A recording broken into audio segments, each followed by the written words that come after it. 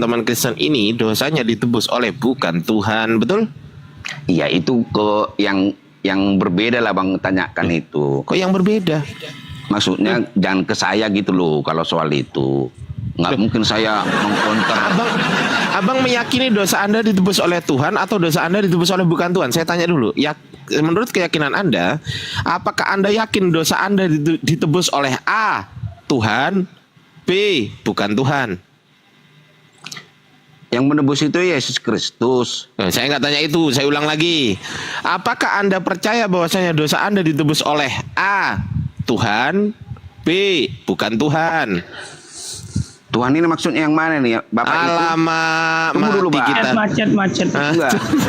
Tunggu dulu Pak. Kalau Abang bilang Bapak itu adalah, ya jelaslah Allah itu yang menebus dosa itu melalui Saya nggak tanya Yesus Allah. Kristus. Saya nggak tanya Allah. Saya tanya yang mati di tiang kayu salib itu kan untuk menebus dosa, betul nggak? Betul. Nah, pertanyaan saya, yang mati di tiang kayu salib itu Tuhan atau bukan Tuhan? Karena sudah saya bilang tadi bukan. Oh, berarti bukan Tuhan yang menebus dosa. Sepakat?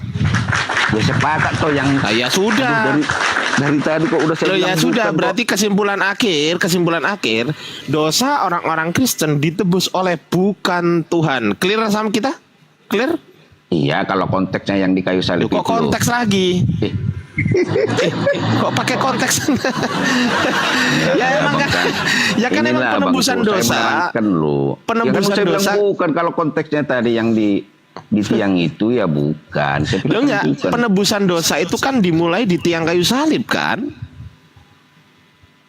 Betul kan? Ya iya. Nah, sementara yang mati di tiang kayu salib adalah bukan Tuhan, betul? Ya kan saya bilang bukan. Aduh, gimana sih? Loh lah iya, berarti kesimpulannya dosa Anda ditebus oleh bukan Tuhan Ya Yesus. oke lah biar kan udah saya bilang bukan, ya udahlah, menang lah Bang. Sekarang gantian Loh, kita kok Bang. menang lah? Apa ini bukan soal menang? Kan sudah bilang saya Klinik bilang kan penyembuhan bukan, ini. Abang bilang bukan. Gimana penyembuhan Bang? Konsultasi pun nggak bisa. Lah, Saya kan udah bilang kenapa Anda percaya? Ya, kenapa Anda percaya kok bisa-bisanya ada yang bukan Tuhan menebus dosa, kok bisa, Bang? Gimana sih maksudnya? Tadi udah bilang bukan Tuhan yang menebus dosa yang di Lah ya, kok bisa? Kok bisa-bisanya yang bukan Tuhan ini menebus dosa padahal dia bukan Tuhan gitu loh. Kan bukan Tuhan dia. Kenapa bisa menebus Kenapa dosa? nggak bisa? Itu kan Nah, kenapa bisa? kenapa waktu dia perjanjian lama itu kan ada itu yang binatang yang dikorbankan itu loh Bang. Itu binatang itu. Itu binatang. Itu perintah Tuhan. Maksudnya begini kalau loh. itu jelas perintah Tuhan, Bang. Begini loh Bang. Kalau maksudnya kalau kita lagi mau melakukan dosa, sekarang nggak usah lagi mengorbankan sesuatu, tinggal kita minta ampun sungguh-sungguh. Gitu loh Bang, nggak lagi melakukan sebuah korban-korban lagi, begitu loh maksudnya Bang. Enggak, bukan itu pertanyaan saya. Kalau di perjanjian lama itu memang yang dikorbankan itu binatang, Bang. Ya iya, binatang saya bilang itu. tadi. Aduh. Bukan manusia. Iya maksudnya mengertikan binatang itu sosok Yesus ini yang dijadikan sebagai Yesus ini korbannya manusia, loh. Bang, bukan binatang. Ya, siapa bilang Yesus itu binatang Bang? Anda lah anak domba. Oh maksudnya, Ayo. oh maksudnya Bang, oke lah menurut Abang karena saya jelaskan nggak ada artinya. Oh iya ya bisa juga ya. Iya. Itu juga ya. Iya ya. Binatang ada yang bilang. Gimana? Binatang. Jadi Yesus itu bukan binatang, Yesus itu manusia. Tidak ada perintah dari Tuhan untuk mengorbankan manusia. Coba saya tanya sekarang, ada nggak perintah dari Tuhan bahwasanya orang yang tidak salah harus dibunuh? Ada nggak? Nggak ada. Ini dengar dulu Bang. Ini konteksnya dosa yang dilakukan si Adam itu loh yang menjadikan manusia itu tidak abadi lagi. Loh lah iya, kan itu kan nyambungnya ke Yesus kan. Dulu, itu kan nyambungnya ke Yesus kan. Yang ditebus itu, yang dimaksudnya yang diampuni itu adalah dosa yang dilakukan si Adam itu loh. Itulah maknanya Yesus itu, untuk menghilangkan biar ada harapan kita lagi. Ya di mana kehendak Tuhan? Di mana kehendak Tuhan? Ya, saya tanya dalilnya, di mana kehendak Tuhan mengatakan bahwasanya untuk menebus dosa Adam itu Yesus harus mati di tiang kayu salib. Di mana kehendak Tuhan? Yang saya tanyakan kehendak Tuhan. Ya setahu saya itu kehendak Tuhan loh. Nah, ya di mana tertulis? udah dibilang itu nanti abang udah lebih pintar lah, abang kan udah Loh, lebih pintar nggak isi ada. Alkitab. Saya udah baca dari Kejadian sampai Wahyu itu nggak ada kehendak Tuhan yang menginginkan bahwasanya anakku Yesus ini kelak akan mati di kayu salib untuk menebus dosa Adam. Nggak ada itu kayak gitu. Kalau untuk maksud abang eksplisit gitu ya? Loh, lah kalau implisit berarti semua orang bisa nafsir dong. Betul nggak? Boleh nggak kalau implisit saya nafsir begini, Anda nafsir begitu, boleh nggak? Ya boleh kalau implisit. Nah kalau eksplisit, masuk logika tuh. Kalau eksplisit bisa nggak ditafsir kemana-mana? Misal gini, bisa. Coba eksplisit, coba tafsir saya. Saya makan nasi goreng, coba saya makan apa? Ya udah, abang makan nasi yang digoreng. Bisa nggak ditafsir selain nasi yang digoreng? Ya logikanya loh, kita ya bisa Enggak, aja bisa enggak? Bisa nggak saya makan nasi yang nggak digoreng? Misal nasi goreng ya adalah boleh bakso lah, gitu, kalau bisa nggak? begitu nggak bisa lah. Lah ya makanya itu perbedaan Namanya juga udah nasi eksplisit. goreng. Itu perbedaan implisit dan eksplisit. Tapi ketika saya bilang gini, saya makan makanan. Bisa nggak makanan ini ditafsir nasi goreng, pecel, bakso, bisa nggak? Bisa. Bisa. Tapi kalau saya mengatakan saya makan nasi goreng, bisa nggak ditafsir selain nasi goreng? Ya nggak bisa. Ya nggak bisa. Makanya itulah perbedaan implisit dan eksplisit. Anda paham sampai sini? Itulah klinik kami. Itulah klinik kami untuk menyembuhkan kalian, gitu loh. Oh begini sih itu tuh. Bagian tafsiran ini. Ya makanya begini ya. Maksudnya bagian tafsiran mana yang salah saya gitu loh. Yang salah menurut abang, bagian mana saya yang salah? Anda meyakini yang pertama ada dosa waris, yang kedua Yesus digunakan Tuhan Allah Bapa untuk menebus dosa waris dari Adam. Di mana tertulis secara eksplisit bahwasanya Yesus digunakan tebusan oleh Tuhan Bapa untuk menebus dosa dari Adam. Di mana eksplisitnya? Nih, saya nggak terlalu hafal loh isi nggak ada. Loh. Jangan bilang nggak hafal atau nggak gimana ada. bang? Kan dengar dulu bang. Itu kan udah dibilang ada dijanjikan untuk menebus kesalahannya Adam itu loh. Karena Yesus kan dibilang Adam kedua itu. Di mana tertulis Yesus Adam kedua? Coba dicari bang, abang lebih pintar. Nggak ada bang, ngarang-ngarang. Masa? Ada bang, ada bang. Coba yang di bawah dulu yang tahu. Ada dibilang itu Yesus itu adalah Adam kedua. Aduh lama, Adam kedua pula. Oh berarti salah saya. Oh gini bang, gantian kita nanya bang. Oke lah. Kok gantian ini? Saya ini bertugas menyembuhkan Anda. Kok gantian? Saya salah bang. Kenapa saya salah? Abang bilang ini bukan soal kalah menang bang. Di sini diskusi. Iya, ini gini ya. Ini adalah sekali lagi ini bukan debat, bukan. Ini adalah klinik penyembuhan Oten. Ini bukan debat.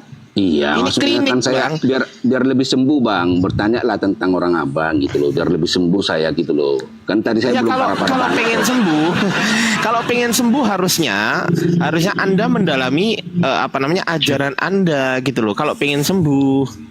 Ya, tadi kan udah saya mendalami abang. Yang saya bilang abang bantah. Oke. Sekarang saya kan penyembuhnya juga perlu juga ditanya tuh. Masa abang kan ya, abang silakan kan kalau mau tanya silakan mau tanya apa? Siang. Konsekuensi dari Bang apa itu Iyong kan Kristen ya? Bang Iyong Kristen ya? Sabar Bang Iyong ya, sabar. Bang Harudi Kristen apa? Sebentar ya, saya sapa satu-satu ya Bang Iyong ya. Harudi Kristen ya?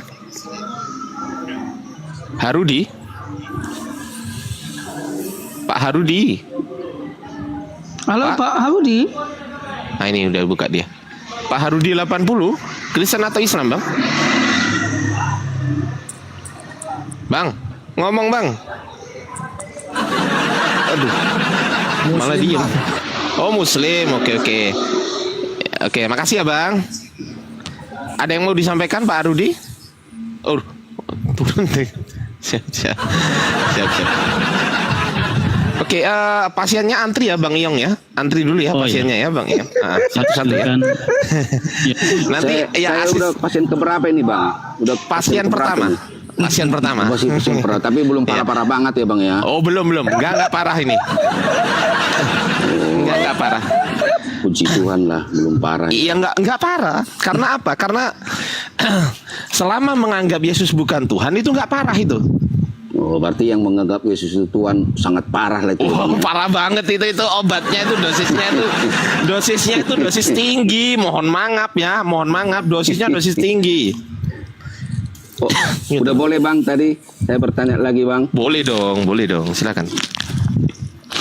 Tadi kan berarti kan ada tadi upah lah nanti Abang bilang saya mengiring ya.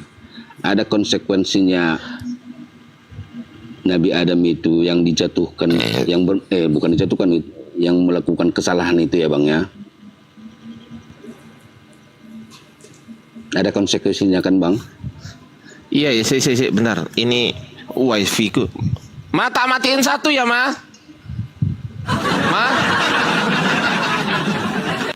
Ya.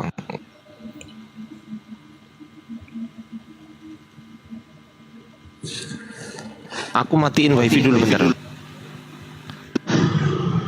Halo Bang Wen.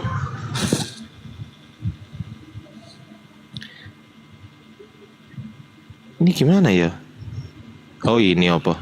Oh malah aktif. Wis mati kok. Halo. Ya udah, ayo silakan Bang. Udah Bang. Udah. Gimana? Ada yang mau ditanyakan Bang? Kalau saya bilang nanti upah dari kesalahannya Nabi Adam, Abang pasti protes, mau menggiring, ya kan? Saya gantilah kata-katanya. Berarti ada konsekuensi dari Nabi Adam yang melakukan kesalahan itu ya Bang ya, yang waktu di surga. Ya konsekuensinya diturunkan ke bumi. Oh, apakah itu nggak bisa dibilang sebagai upah? Sebagai dari kalau orang Abang kan amal dari. Ya tapi kan upahnya bukan maut. Upahnya bukan maut itu, upah. Oh iya, boleh. Aku nggak akan membantah Bang. Aku nggak suka membantah misalnya. Kalau saya itu sukanya berdebat sama-sama yang mempercayai satu kitab loh. Sebenarnya cuma saya bilang tadi mana tahu saya betul-betul bisa sembuh gitu loh. Tapi untunglah saya belum parah banget lah. Kan gitu. Kira-kira waktu Adam di surga itu kalau nggak melakukan sebuah kesalahan itu abadi nggak dia Bang? Kekal nggak dia itu kira-kira? Gimana Bang? Maksudnya waktu Adam diciptakan di surga itu kan pasti maksudnya Tuhannya orang abang lah saya bilangnya. Biar kita nggak. Oh itu sudah masuk khodok dan itu sudah masuk takdirnya Allah ya, khodok dan khodarnya Allah sudah masuk itu Bang. Kita nggak bisa ikut campur di situ karena itu adalah ketetapan Allah. Ada ketetapan Allah yang bisa dirubah, ada yang ketetapan Allah yang nggak bisa dirubah gitu loh. Ketetapan Allah yang bisa dirubah salah satunya adalah misal soal kita akan miskin kalau kita nggak kerja gitu loh. Kalau kita malas-malasan kita akan miskin. Maka kita harus bekerja supaya kita nggak miskin. Maka Allah akan bantu di situ dengan cara apa? Dengan cara perbuatan kita. Allah melihat proses kita gitu loh. Kita bekerja keras, banting tulang, banting tangan, banting dompet, banting motor, apapun yang dibanting itu Allah akan melihat perjuangan kita. Jadi kata Allah, aku tidak akan merubah nasib suatu kaum jika kaum tersebut tidak merubah nasibnya sendiri itu. Nah, tapi ada juga yang takdir nggak bisa dirubah. Itu sudah ketetapan Allah mutlak Bang, mutlak. Jadi mau Anda katakan Nabi Adam tidak berdosa, kalau Nabi Adam tidak melakukan kesalahan itu, terus kemudian apakah Nabi Adam akan selamanya di dalam surga? Ya kita nggak bisa ngomong ke situ karena apa? Karena itu sudah mutlak hak istimewanya Allah Subhanahu Wa Taala Bang. Gitu. Udah Bang. Bang Aldi, gini loh Bang. Seharusnya kita yang bertanya dengan dia. Kalau dia mau sembuh, bukan dia bertanya dengan kita. Iya, harusnya. Maksudnya kalau kan kita yang bertanya sama dia. Tunggu dulu Bang. Iya. Ini terbalik ini Bang. Ini terbalik dulu Bang. Ini bingung ini. Tadi kan katanya hostnya apa bukan abang siapa ini? Tadi kan bilangnya saya belum parah-parah banget. Boleh lah. Gini Bang Wan gini, kalau mau sembuh ikuti arahan dokter atau ikuti arahan pasien? Saya tanya. Ya kan masih konsultasi loh ini Bang. Enggak, iya dengerin dulu. Kalau konsultasi, biasanya kalau konsultasi pasien itu kan biasanya kan mengatakan sesuai dengan pertanyaan dari dokter, betul nggak? Anda sakit apa? Oh, saya sakit ini. Udah berapa tahun? Oh, udah sekian Ini tahun. enggak, malah Nah, balik. gitu kan? Itu saya Itu ini bang, balik. gimana bang caranya biar saya bisa kalau itu abang, gimana caranya saya Ya bang? caranya kami yang bertanya bang untuk membuka pikiran Iya. abang Iya gitu kan loh. saya bertanya dulu. Bukan tuh, abang Bang. yang bertanya Maksudnya sama masa- kami. Kan saya abang kan yang memutuskan, saya yang Enggak, bertanya. abang jangan menggiring kami loh bang. Kami yang di sini Bukan menggiring. sebagai dokter, bukan abang Abang dokternya. Slow bang, enggak.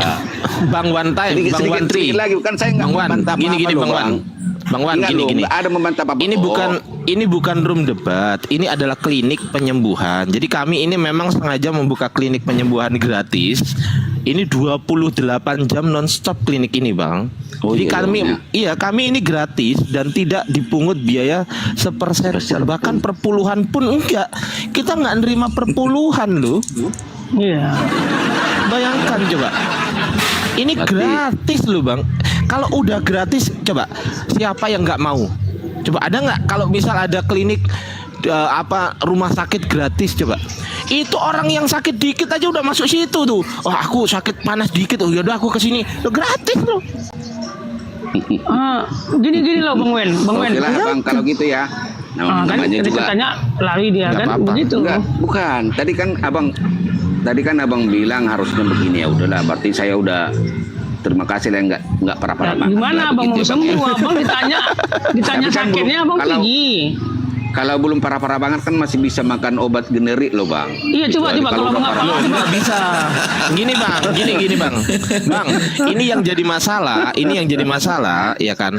Obat generik. Ya, ini kan sakitnya kan sakit rohani ya kan. Obat generiknya itu hanya bisa ditemukan di klinik penyembuhan. Iya, ini kan maksudnya dari itu kan obat. perumpamaan loh. Gimana coba kalau saya tanya nanti abang bilang gimana cara mengobati kerohanian? Ya, Nanti ya ditanya makanya lagi kontennya kami sebagai kerohanian, dokter, bingung lagi kita kan.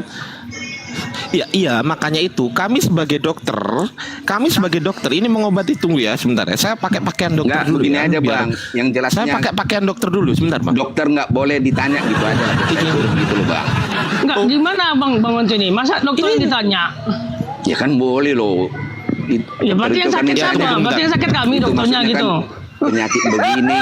Itu maksudnya apa dok? Kan biasa gitu. Kalau misalnya Enggak kalau abang nanya sama kami, berarti abang mengatakan kami ini yang sakit gitu kan? bukan. Iya kan? Bukan loh bang. Aduh, siapa yang bilang abang sakit? Abang jangan menggiring kami lah. Banyak Tunggu ya, kayak tunggu ya. Dokter juga loh, kayak cerita di Sidono itu ada loh dokter. Nggak, gini. Ini dokter loh bang, ini dokter loh ini. Benar-benar dokter ini bang. Ini dokter. Oh, baru percaya aku bang dokter ini. Loh, abang ini gimana? Spesialis Ini loh, apa? saya Apa open bukan, cam Bang? nih Apa saya. Dokter umum ini, dokter umum apa spesialis bang? Oh spesialis ini, SPRH. Tahu nggak SPRH? Spesialis rohani. bayangkan. Gitu bang ya. Iya, ini Spesialis klinik. rohani. Saya katakan ini bukan room debat, teman-teman. Ini klinik, gitu loh. Pasien tuh biasanya tanya gini, dok, ini saya sakit, ini kenapa ya? Ah, setelah pasien gitu, biasanya kan dokter bertanya, oke, saya identifikasi dulu ya pasien ya. Siap dokter, sudah berapa lama? Kapan gejalanya awal? Apa aja yang dirasakan? Nah kan gitu kan, benar nggak? Benar nggak? Benar bang. Nah, iya makanya itu sekarang begini. Ini kan berdasarkan analisis saya secara biomekanik, motoris dan juga somatik yang mengatakan bahwasanya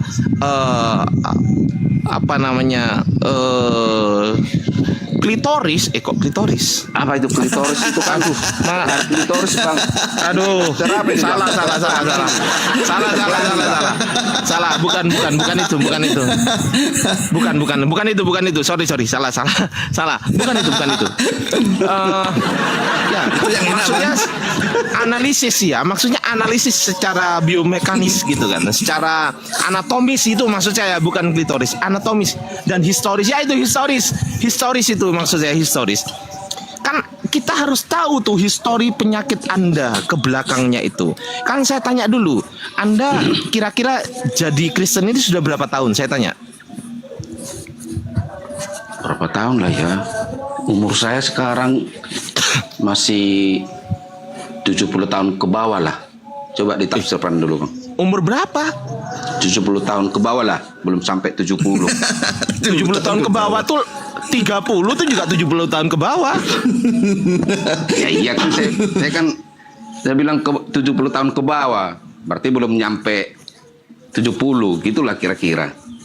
Ya udah, berarti sejauh itu pula Anda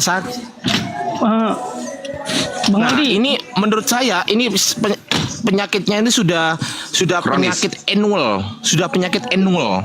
Tahu annual ya? Tahunan. Sudah penyakit tahunan Bang ya. Aldi, Bang Aldi izin lu Bang. Ya. Ini kayaknya nggak bisa sembuh Bang. Coba kita sapa dulu Bang Al dulu. Halo Bang Al, selamat pagi Bang Al. Oke lah ya. Terima kasih lah ya. Turunlah saya. Bang, Karena belum parah sih. Halo Bang Al, selamat. Jangan dibiarkan Bang Wan. Kabur. Bang Wan jangan dibiarkan, nanti takutnya parah. Bang Al, selamat siang. Iya siap. Islam Kristen Bang. Islam siap. Oh Islam. Kalau ini nggak sakit ini. Yang naik yang sakit aja ya. Aduh, salah sebut pula saya. Alamak. Bang izin mau ada kegiatan. Saya. Siapa Nugroho? Mohon maaf. Cuma sebelumnya saya kalau Bang Arti suatu hari ada kegiatan sosial atau pembangunan masjid, Bang Arti kan ada nomor HP saya tuh. Ya kan kemarin saya inbox tuh. Ya kan? Siap. Kabari aja. Siapa tahu ada rezeki kan siap tahu. Siap Pak Nugroho, siap. Tuh, ya. Oke, Siap Pak Nugroho, terima kasih banyak. Oh luar Selamat biasa loh ini. berdakwah, Beliau lanjutkan. Katolik loh teman-teman. Katolik loh ini. Berdakwah lanjutkan. Lanjutkan berdakwahnya, sehat selalu. Rezeki Terima berlimpah. kasih. Terima kasih Pak. Ya, Ari Pak. Terima kasih Pak Nugroho. Pak Nugroho, Sehat itu selalu udah Pak saya Nugroho. DM ya. Udah saya belum. Apalah. Ya sorry tadi saya salah sebut teman-teman. Jadi karena saya dulunya itu memang lama belajar biologi, jadi munculnya klitoris, harusnya historis teman-teman. Itu kesalahan saya yang kesalahan apa ya? Ya nggak besar lah, itu kesalahan sedikit lah itu ya. Bisa lah dimaafkan sama teman-teman ya kan? Betul nggak? Nggak, cuman gini Bang Aldi. Tadi aku yang sedih, yang anehnya malah dia yang join kita gitu loh. Ya makanya itu kan katanya pingin sembuh. Lah kok malah Dia yang jadi- nyembuhin dokter. Iya. Kok bisa? Halo Mbak Allah, selamat siang. Ya mana dia? Makanya aku bilang potong langsung. Ini Bang Aldi ini digiring dia nih sama dia nih. Nggak Saya apa-apa Bang. Bukan kita yang bertanya, dia yang bertanya Rahel. Nggak apa-apa. Karena kalau sampai dia nggak bertanya, nggak akan selama itu tadi Bang. Iya, Ya bentar aja kalau gitu dia di sini ya mungkin nggak ada sampai 5 menit udah turun dia. Itu nggak apa-apa, kasih kesempatan dok bertanya buat pengetahuan. Iya nggak apa-apa, saya kasih kesempatan tadi, nggak ada masalah gitu. Ayo silakan pasien-pasien yang mau pengobatan gratis. Kita buka klinik penyembuhan ini mungkin sampai kiamat ya. Kita sampai kiamat ya buka ya Bang. Atau sampai kiamat kurang 2 hari gimana? Ya gitulah intinya kan. Sampai kiamat diciduk polisi. Sampai kiamat diciduk polisi juga ya. ini ada pasien nih Bang. Selamat siang Bang Rodi. 80. Kayaknya. Halo Bang Rodi, selamat siang. Bang Rudi. Siang. Ya Islam Kristen Bang. Saya Muslim, Mbak, Muslim. Ya ada yang mau sampaikan Bang. Nyimak aja, nyimak. Oh siap. Ya, Menyimak. ya bantu tetep di bawah ya Bang ya. Oke, siap. Makasih ya Bang. Ya teman-teman sekali lagi klinik penyembuhan Oten ini kita hanya buka di room ini ya, hanya ada di Sobat Bang Arti karena klinik ini gratis untuk teman-teman Oten yang mungkin merasa apa gejala-gejala awalnya seperti melihat angka 1 jadi 3. Ini gejala awal teman-teman. Melihat angka 1 jadi 3, terus beli gorengan 3 bayarnya 1. Itu gejala awal teman-teman. Jadi kalau bisa teman-teman Oten sebelum itu menjadi parah, jangan-jangan bukan cuma 3 jadi 4, 5, 6, 7, 8, 9 jangan-jangan banyak gitu loh. Jadi biar nggak terlalu parah gitu kan penyakitnya. Ya silakan datang ke klinik penyembuhan kita. Ada di klinik penyembuhan Oten. Alamatnya lengkapnya ada di bio kami. Silakan datang secara offline maupun online. Kalau secara online wajib bawa buah-buahan ya, minimal 3 kilo. Bukan 1 kilo. Ingat 3 kilo. Jangan-jangan dia bawa 1 kilo. Ini 1 kan 3 bang. Alamak. Sakitnya sampai ke bawah ke buah-buahan. Jangan ya. Cukup di Tuhan Anda saja. Jangan dibawa ke buah-buahan juga. Ya, 3 kilo, 1 kilo ya 1 kilo. Jangan samakan antara 3 dan 1 dan 3. Jangan. Gitu ya. Silakan teman-teman Kristen yang ada di bawah yang mungkin merasa ada gejala-gejala atau nanti akan saya diagnosa gitu kan, analgesik gitu kan. Analgesik apaan ya? Analgesik ya. Analgesik ya itu bahasa dokter lah, Anda nggak paham itu yang paham saya gitu ya. Nggak paham lah itu analgesik, itu saya yang paham. Ini nggak usah mikir bahasa saya ya. Jadi intinya pokoknya Anda sembuh gitu aja ya. Yang penting sembuh ya kan? Yang penting sembuhnya itu. Yang penting sembuhnya. Silakan bagi teman-teman Oten yang menyatakan 1 adalah 3 dan 3 adalah 1. Kalian belum sembuh teman-teman. Kalian sakit parah itu. Itu sakit parah itu.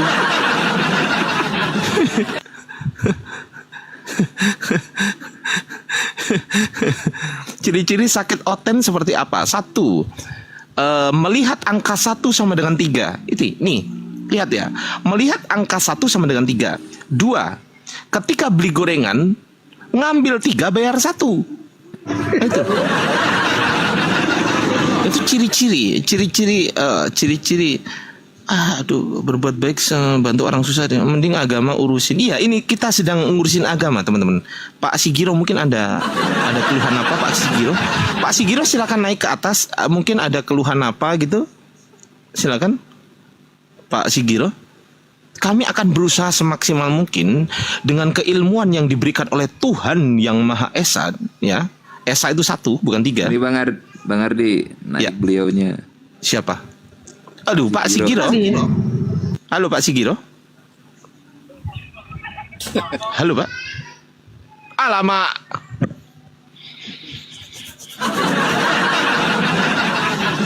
Yang nggak mau naik nggak sembuh lah nih bang, nggak mau sembuh lah nih. Kau aja yang sakit katanya Manalu. Manalu naik aja. Kita bantu menyembuhkan Manalu gitu loh. Serius. Silakan Manalu.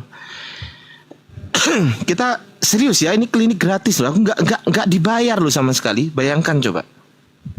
Nggak ada pembayaran apapun loh. Saya nggak minta berapa Bang Ardi, 100.000. Nggak ada. Ada yang panggil saya. Silakan Manalu ya. Ini ada Aida Pohan. Halo Aida Pohan. Kak Aida Pohan, selamat pagi siang. Selamat pagi menjelang. Iya, Islam Kristen bang. Saya pengikut Kristus sejati. Wah sakit ini orang sakit. Sakit. Gejala awalnya apa Bang? Enggak ada gejala bang.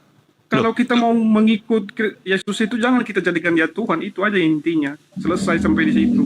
Oh ini agak sembuh ini. Agak sembuh ini.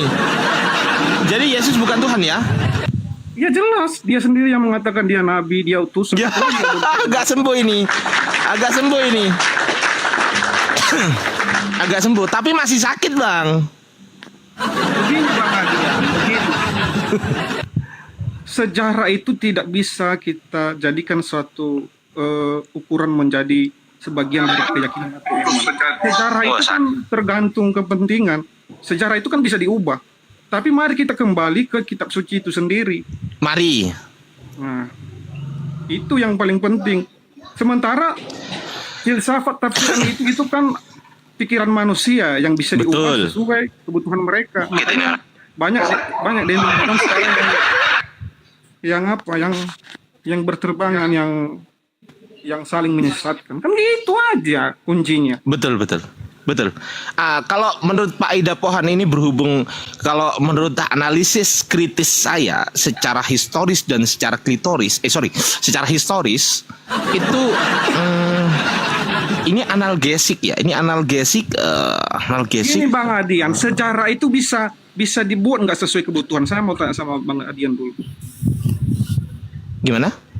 Sejarah itu bisa dibuat nggak sesuai dengan kebutuhan? Oh bisa. Nah itu kan sejarah itu kita nggak bisa berpegang. Contoh Siapa yang pegang sejarah? Saya nggak pegang sejarah. Enggak, karena aku kan Saya pegang HP ini tangan saya ini lo pegang HP tangan saya tuh. Pegang Bang HP ini. Adian. Gini Bang Adian, aku kan sering lihat juga Bang Adian ketika berdebat sama Kirsten, abang menggunakan manuskrip bahasa Yunani dan segala macam. Itu bukan suatu yang bisa dijadikan pijakan kebenaran. Kan Itu kitab suci itu. Iya, kalau berbicara tentang kitab suci boleh. Lah iya. Kalau abang melihat kebenaran itu hanya berdasarkan para tokoh gereja, itu yang salah. Loh, saya nggak pernah bawa tokoh-tokoh gereja. Justru saya menampilkan data manuskrip itu. Manuskrip itu kan kitab suci, original text itu, betul nggak? Iya. Bahkan Assalamualaikum warahmatullahi wabarakatuh. Assalamualaikum, Ustaz Sugi. Salam. Pak D. Pak D Sugi. Pak D. Ya. Izin bentar ya. Ini saya membuka klinik penyembuhan oten sebentar ya, Pak D ya. Saya Lanjut. bukan oten. Bang Adian, saya bukan oten. Loh, Bang Aida ini apa? Muslim? Saya nggak ini Bang, nggak saya yang bilang itu, saya nggak percaya agama. Maksudnya gini Bang, saya itu hanya percaya ajarannya, gitu loh. Nyembah siapa Bang? Anda nyembah siapa? Ya nyembah sang pencipta, bukan yang diciptakan, kan gitu. Siapa namanya? Ya kan nama ini kan beda-beda Bang. Kalau di Islam kan Allah, ya kan. Kalau Anda nyembah siapa? Ya saya bisa sebutkan dia Bapak juga, bisa sebutkan juga dia sang pencipta. Oke, nggak apa-apa lah. Saya hargai ya. Saya hargai. Nggak ada masalah kita di sini. Yang penting saya selaku dokter spesialis SPRH di sini, gelar saya SPRH ya. Iya. Saya SPRH di sini, spesialis Ganti pasien Bang Ali. rohani. Ganti pasien apa enggak?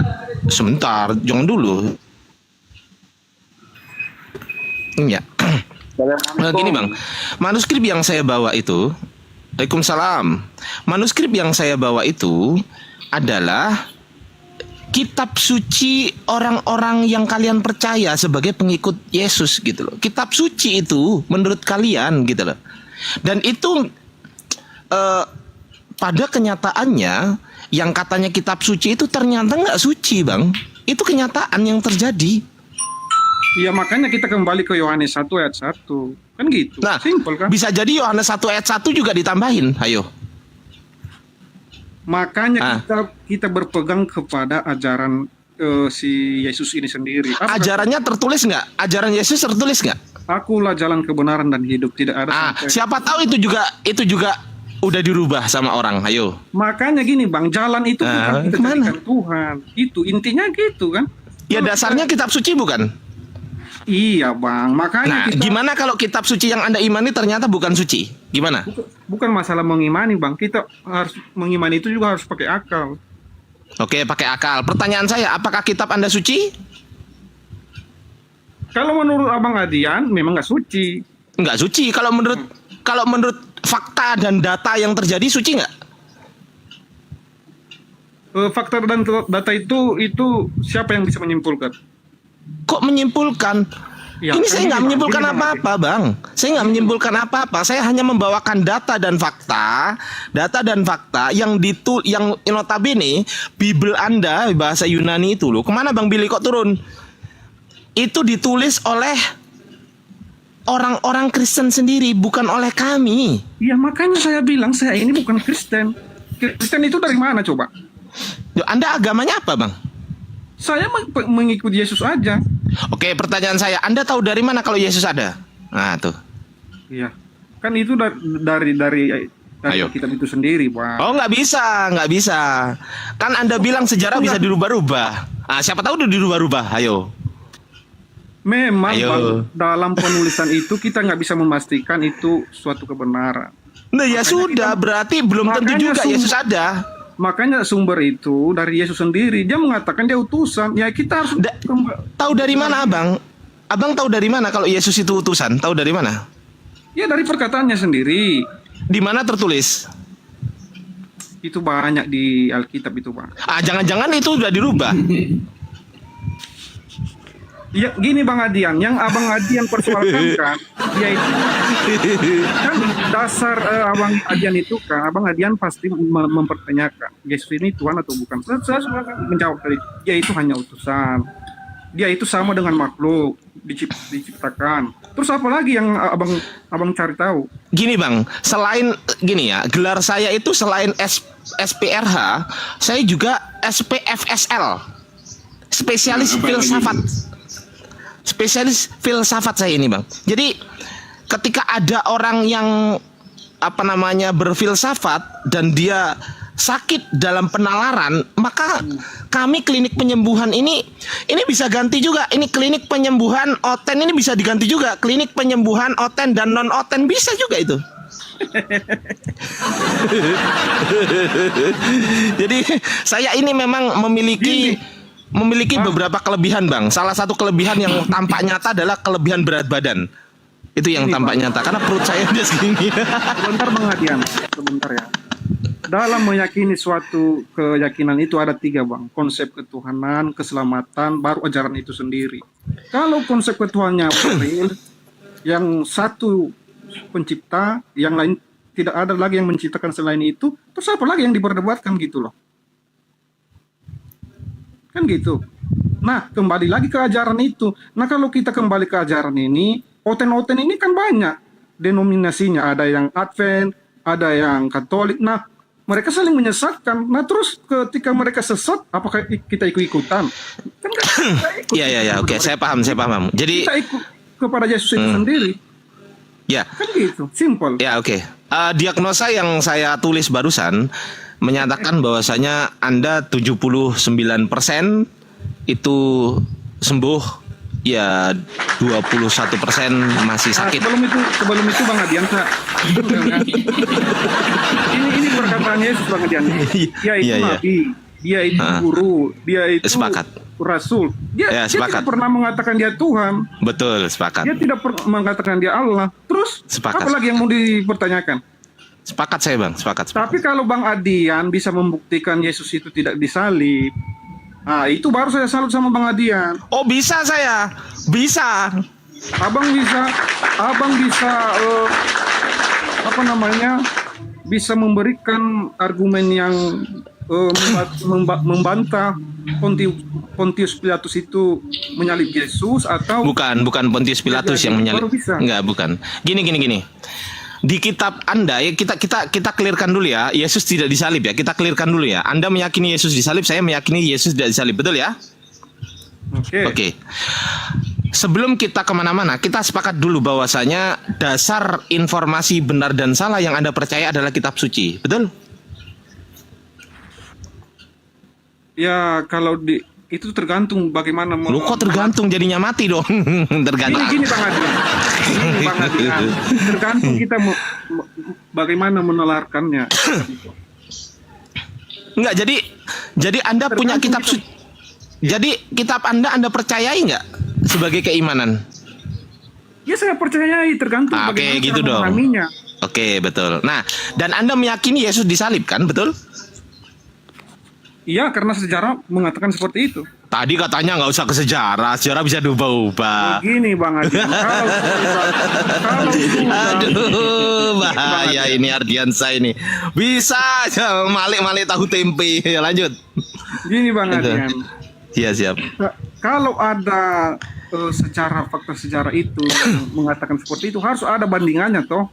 Harus bisa Abang patahkan itu tempat-tempat peristiwa yang bisa menggugurkan sejarah itu. Apa coba? Saya bisa patahkan, oke ya. Pertama dulu, tunjukkan kepada saya dulu dalilnya Yesus disalib. Tunjukkan. Nah, silakan. Satu itu dulu. Itu di perjanjian di Matius. Matius berapa? Matius berapa? Saya belum baca sih Bang. Tapi saya kasih tahu. Aduh. Saya kasih tahu. Matius 27. Nah, kan ada kan? Iya ada.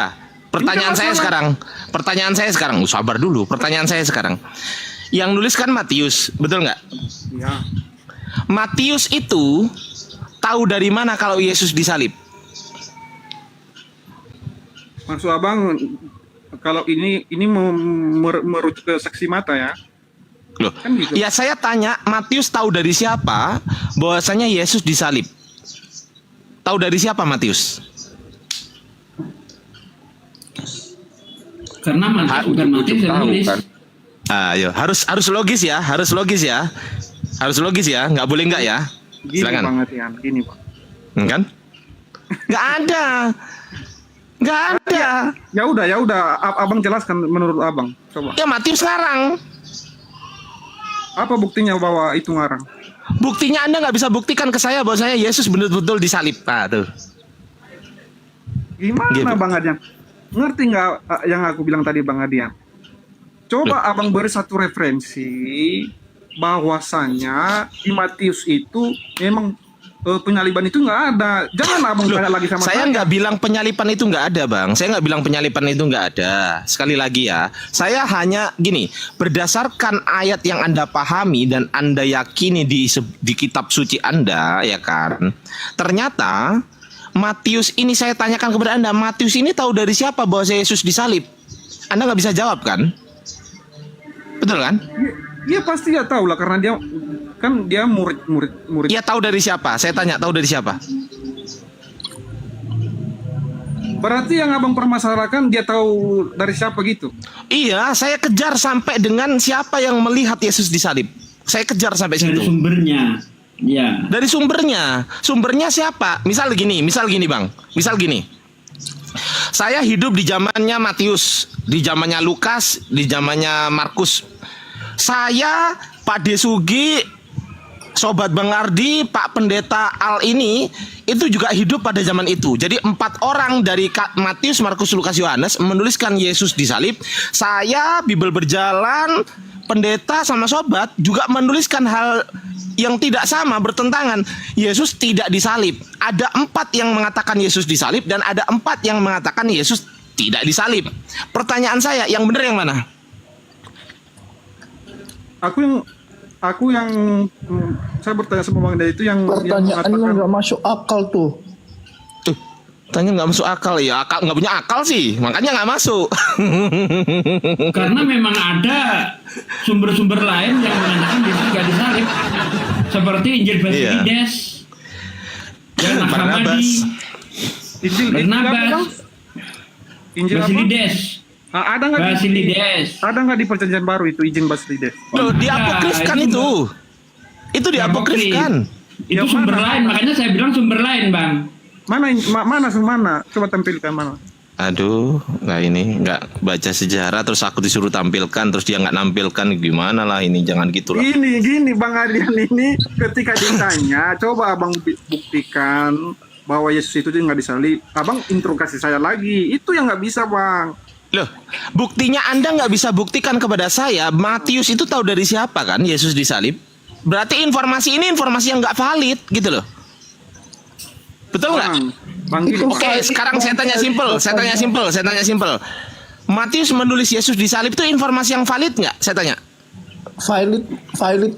Iya, karena sudah Valid nggak gitu aja loh, simple. Valid nggak? karena itu sudah dijadikan satu keyakinan ya valid Bang. Valid. Pertanyaan saya, siapa validatornya? Ya orang yang menyaksikan Yesus disalib lah. Saya nggak tanya itu. Saya tanya siapa validator penulisan Matius ini loh. Setelah Matius menulis, siapa yang memvalidasi penulisan Matius ini siapa? Iya, saya bilang orang yang menyaksikan Yesus disalib. Siapa namanya? Anda mau tahu ya? Iya. Katanya buka klinik. Iya, saya mau tahu. Anda Silakan. tahu. Bunda Maria lah. Matius. Oke, mencatat berarti bahwa Matius tahu dari Bunda Maria, betul? Betul. Ah, di mana tertulis Bunda Maria memberitahu kepada Matius, wahai Matius, anakku Yesus telah disalib. Di mana tertulis? Ada di catatan bapak-bapak. Di mana? Di mana? Tunjukkan ke saya. Tunjukkan catatan bapak-bapaknya. Tunjukkan. Oke, bentar, aku carikan ya.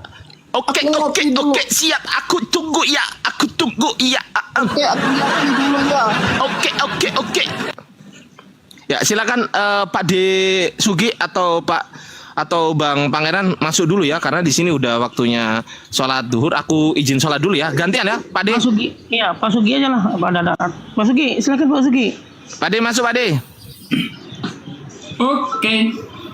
Jadi kalau kecil, saya Pak De suaranya kecil, suara kecil, loh. Iya. Ini apa namanya? Tes gimana sekarang? Suara kecil, besar? Udah besar, mantap. Oh. Kalau saya itu lebih suka membuktikan Yesus itu disalib atau tidak ya dari kitab itu sendiri sih. Aduh. Pendeta Albert, ya. Jadi kalau kita lihat misalnya disalib itu kan artinya membunuh, menghukum orang pada tiang salib sampai mati. Kalau dia tidak mati maka dia tidak disalib. Artinya sandiwara penyalipan. Karena kita tahu banyak orang yang melakukan peristiwa seperti Yesus, seperti di Filipina, betul-betul dipaku tangannya selama 3 jam, habis itu diturunkan ngerokok dia, nggak mati. Gini Bang. Artinya apa? Bahwa bentar Bang. Bentar Bang, saya belum selesai Bang. Itu mana buktinya? Bentar. Iya ini saya buktikan. Ini mau saya buktikan Bang. Jangan pakai sejarah ya. Jangan pakai sejarah ya. Harus pakai Bible itu sendiri. Iya ini saya pakai Bible, belum masuk ke apa. Saya masih masuk ke istilah dulu. Tidak ada orang disalib mati dalam waktu 3 jam. Orang disalib ya, mati disalib itu paling cepat 3 hari. Makanya nanti ketika Pilatus mendengar Yesus sudah mati, dia heran. Baca di dalam Markus 15 tuh. Ayat 50 berapa? Itu ada itu. Pilatus heran Yesus cepat mati karena memang tidak ada orang disalib itu cepat mati, itu nggak ada. Makanya tadi saya kasih contoh fakta di Filipina itu ada prosesi penyalipan ya, mengikuti jalan salib. Itu disalib 3 jam Bang. Habis disalib diturunkan, tangan diperban, ngerokok dia. Nah ini Yesus kok cepat mati disalib. Nah itu dia. Ternyata memang Yesus itu tidak disalib, tapi hanya sandiwara penyalipan saja. Apa bukti yang bisa kita lihat?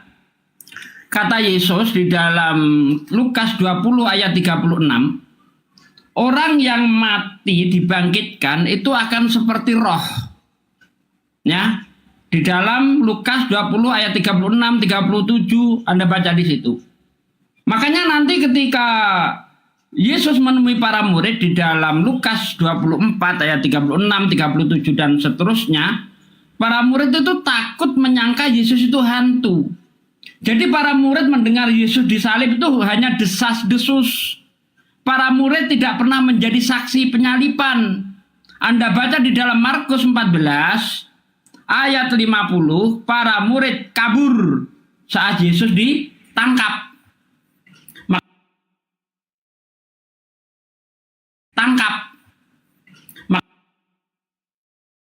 Yesus membenarkan bahwa dia hantu? Tidak. Bahwa dia hantu? Tidak. Kerabalah tangan dan kakiku. Karena bagi roh tidak memiliki daging dan tulang seperti yang ada pada diriku. Yesus hadir lengkap dengan daging dan tulangnya. Artinya Yesus bukan roh. Kalau Yesus bukan roh, berarti Yesus tidak disalib, tidak dibangkitkan. Nah, untuk membuktikan lagi, apakah Yesus itu roh, bangkit dari kematian? Ya, Yesus sekali lagi ingin membuktikan kepada para murid, adakah kau makanan? Para murid memberi Yesus ikan goreng. Lalu Yesus memakannya di hadapan mereka. Apakah roh makan? Kalau roh makan, pecel lele lari setiap malam. Sundel bolong datang Bang, ikan nila bakar Bang, ayam panggang Bang. Roh tidak makan, tapi karena Yesus makan, berarti Yesus bukan roh. Kalau Yesus bukan roh, berarti dia tidak dibangkitkan. Itu juga yang dikatakan Paulus di dalam 1 Korintus 15 ayat 44. Yang ditaburkan adalah tubuh jasmania, yang dibangkitkan adalah tubuh rohania. Jadi Yesus tidak pernah disalibkan, ya, dalam arti Yesus hanya mengalami prosesi penyaliban tapi tidak mati disalib. Kalau dia tidak mati disalib, artinya apa? Sandiwara penyaliban. Begitu, Bang. Ini standar ganda, Bang. Itu Standar ganda. Sebentar. Satu, Bang Aida, Bang. Ini siapa yang ngomong? Ayo, saya pakai dalil. Nggak usah kejang-kejang. Itu tidak pernah menyentuh tadi tentang membuktikan penyalibannya itu. Abang Sugi itu mengatakan ada proses penyaliban. Di satu sisi Abang bilang tidak ada disalib. Itu satu kontradiksi, Bang Sugi. Kalau ada proses, Anda sepertinya tidak mendengar. Dia ada di Golgota. Anda sepertinya tidak mendengar keterangan saya di awal, Bang. Anda nggak mendengar keterangan saya di awal. Enggak, saya tanya dulu, Bang. Orang bisa dikatakan disalib, mati itu kalau dia mengalami kematian di tiang salib. Jadi yang disalib itu siapa, Bang Sugi? Enggak bisa loh. Dengar, aduh, enggak paham juga ya. Siapa yang disalib itu? Dia nggak bisa menjawab. Dengar, Bang, dengar. Jangan kayak anak-anak, dengar.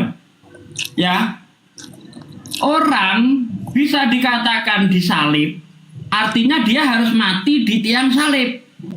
Tapi kalau dia tidak mati di tiang salib, tidak bisa dikatakan disalib. Karena disalib itu artinya menghukum seseorang dengan cara digantung ataupun dipaku di tiang salib sampai mati. Berarti nah faktanya Yesus tidak mati disalib. Gitu loh. Yesus tidak mati disalib. Ya berarti siapa yang disalib? Siapa yang disalib berarti? Yesus itu mengalami prosesi penyaliban. Oke.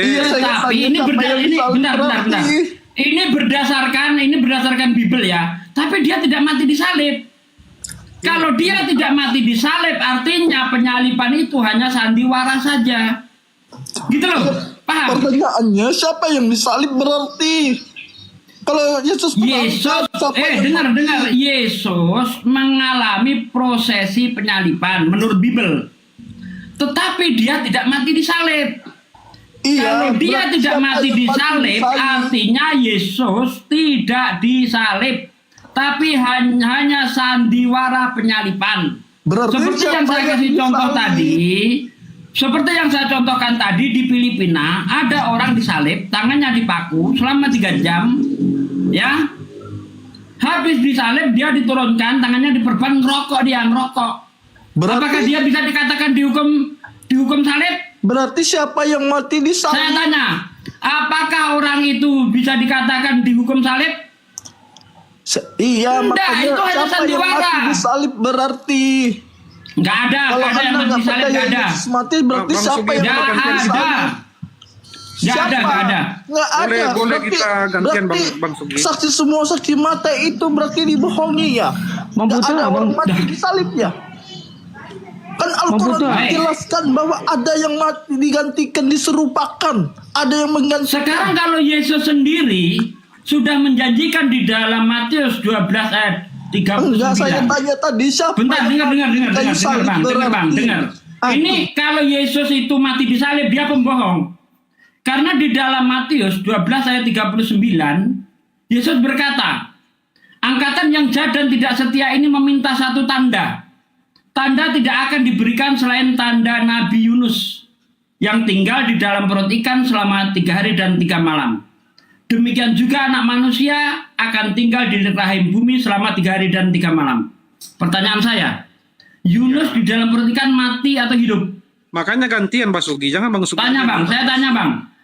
Yunus di dalam perut ikan mati atau hidup? Iya, Bang. Aduh, jawab. Ini saya bawa ini kita buktikan nih, Bang. Anda kenapa nggak jujur? Topik abang itu tentang penyaliban dulu. Ini bukan mengalihkan topik. Ini Yesus menjanjikan. Siapa yang mau diskusi ini? Ini Yesus menjanjikan sebuah tanda. Iya benar. Dia akan mengalami tanda Yunus. Nggak ada yang salah itu Bang Sugi. Nggak ada yang salah. Yesus akan mengalami tanda Yunus. Betul. Maka saya tanya sama Anda, Yunus dalam perut ikan mati atau hidup? Hidup. Hidup. Yesus Ya. dalam perut bumi mati atau hidup? Ya makanya kita gantian ngomong. Saya jawab. Hah? Yesus dalam perut bumi mati atau hidup? Dia bangkit.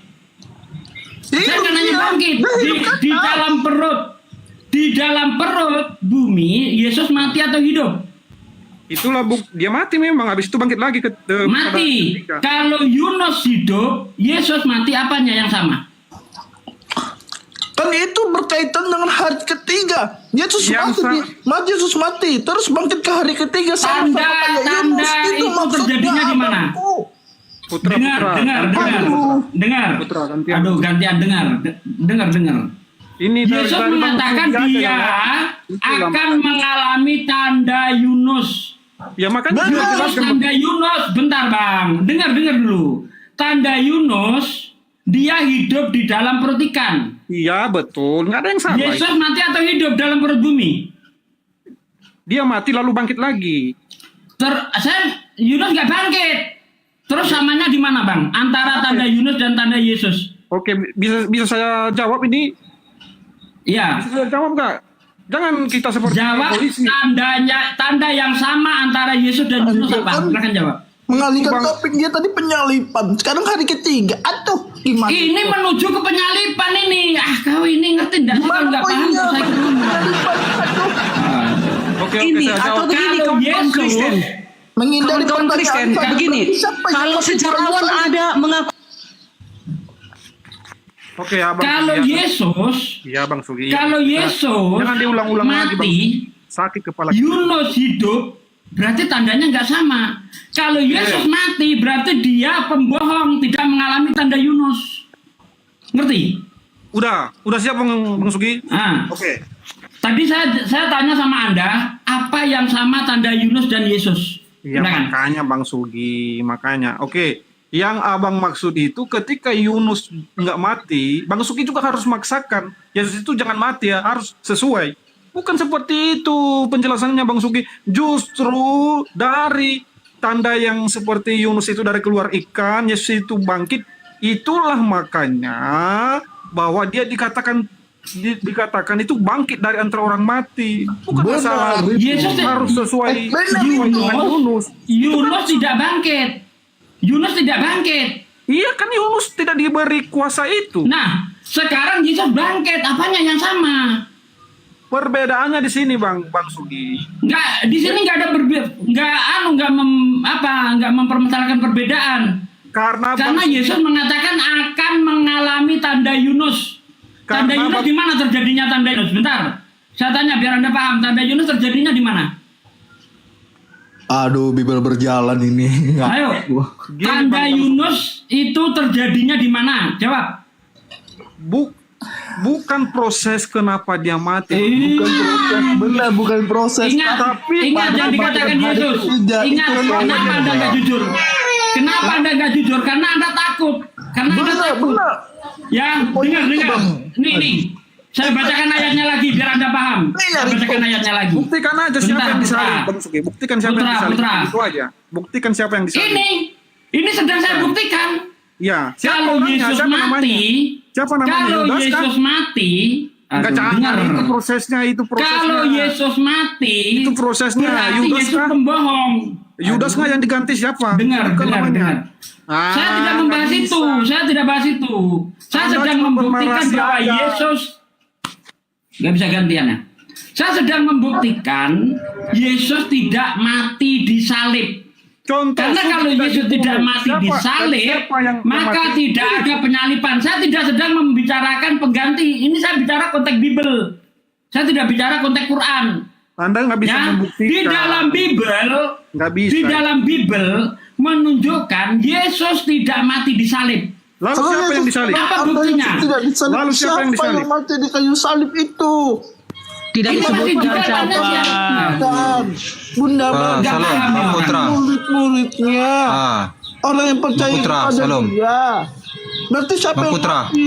Disaksikan mereka itu. Tentara Roma juga menyaksikan. Rabi-rabi yang menyaksikan. Bang Putra. Salam, bibir berjalan. Ya. Aduh. Abang bilang tadi Yesus tidak disalibkan. Di mana konsepnya Yesus disalibkan? Bukan Yesus tidak disalibkan, Bang. Dengar. Yesus itu tidak mati disalib. Kalau Yesus tidak mati disalib, artinya itu hanya sandiwara penyalipan. Ya. Berarti Anda mengatakan bahwa sandiwara penyalipan itu. Oke, makanya kita buktikan. Jawab pertanyaan saya. Kalau Yesus mati disalib, berarti Yesus itu pembohong. Karena Yesus menjanjikan tanda Yunus. Nah, Yunus, tanda apa bukti Yunus itu melakukan keajaiban? Dia tidak mati saat di perut ikan. Nah, sekarang Yesus itu mati nggak di dalam perut bumi? Dari tadi muter-muter itu aja itu. Iya, kamu takut ini saya mau buktikan dari situ. Kalau kita mengatakan Yesus itu tidak disalib, lantas siapa yang disalib? Gantian, siapa nih yang mau saya hadapin, siapa nih? Maju, siapa yang mau saya hadapin? Siapa? Satu-satu, biar enak. HVS. Udah. Silakan. Yesus tidak. Aduh, Adik Pohan, Anda diam dulu, Adik Pohan. Saya sama APS coba. Yang bisa tertib. Sebentar. Saya tanya. Apa yang sama tanda Yunus dan Yesus? Silakan. Ini Bang Bibir berjalan ya. Kalau Yunus sama Yesus sangat beda, jauh bedanya. Berarti Yesus bohong kalau begitu. Karena Yesus dia akan mengalami Bibir berjalan. tanda Yunus. Kita masih bicara, belum, jangan potong-potong dulu.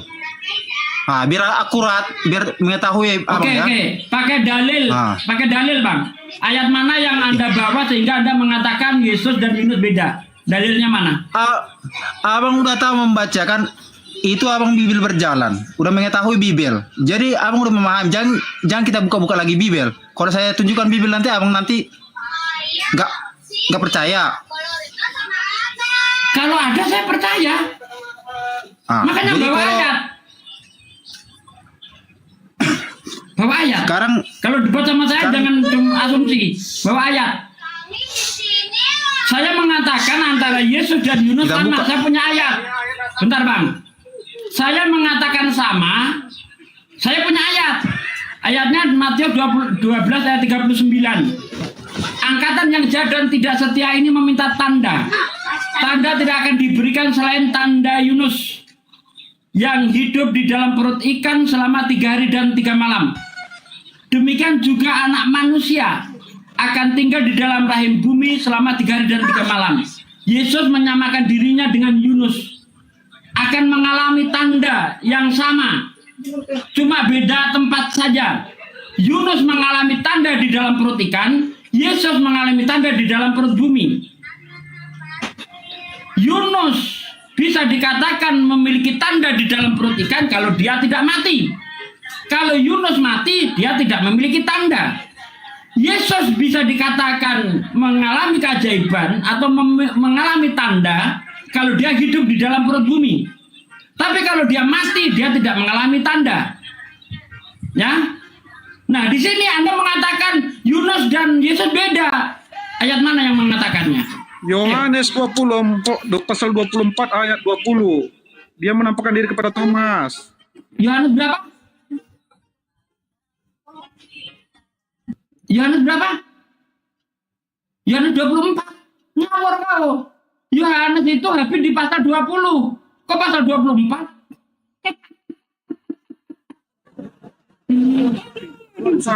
Sorry, Lukas 24 ayat 36.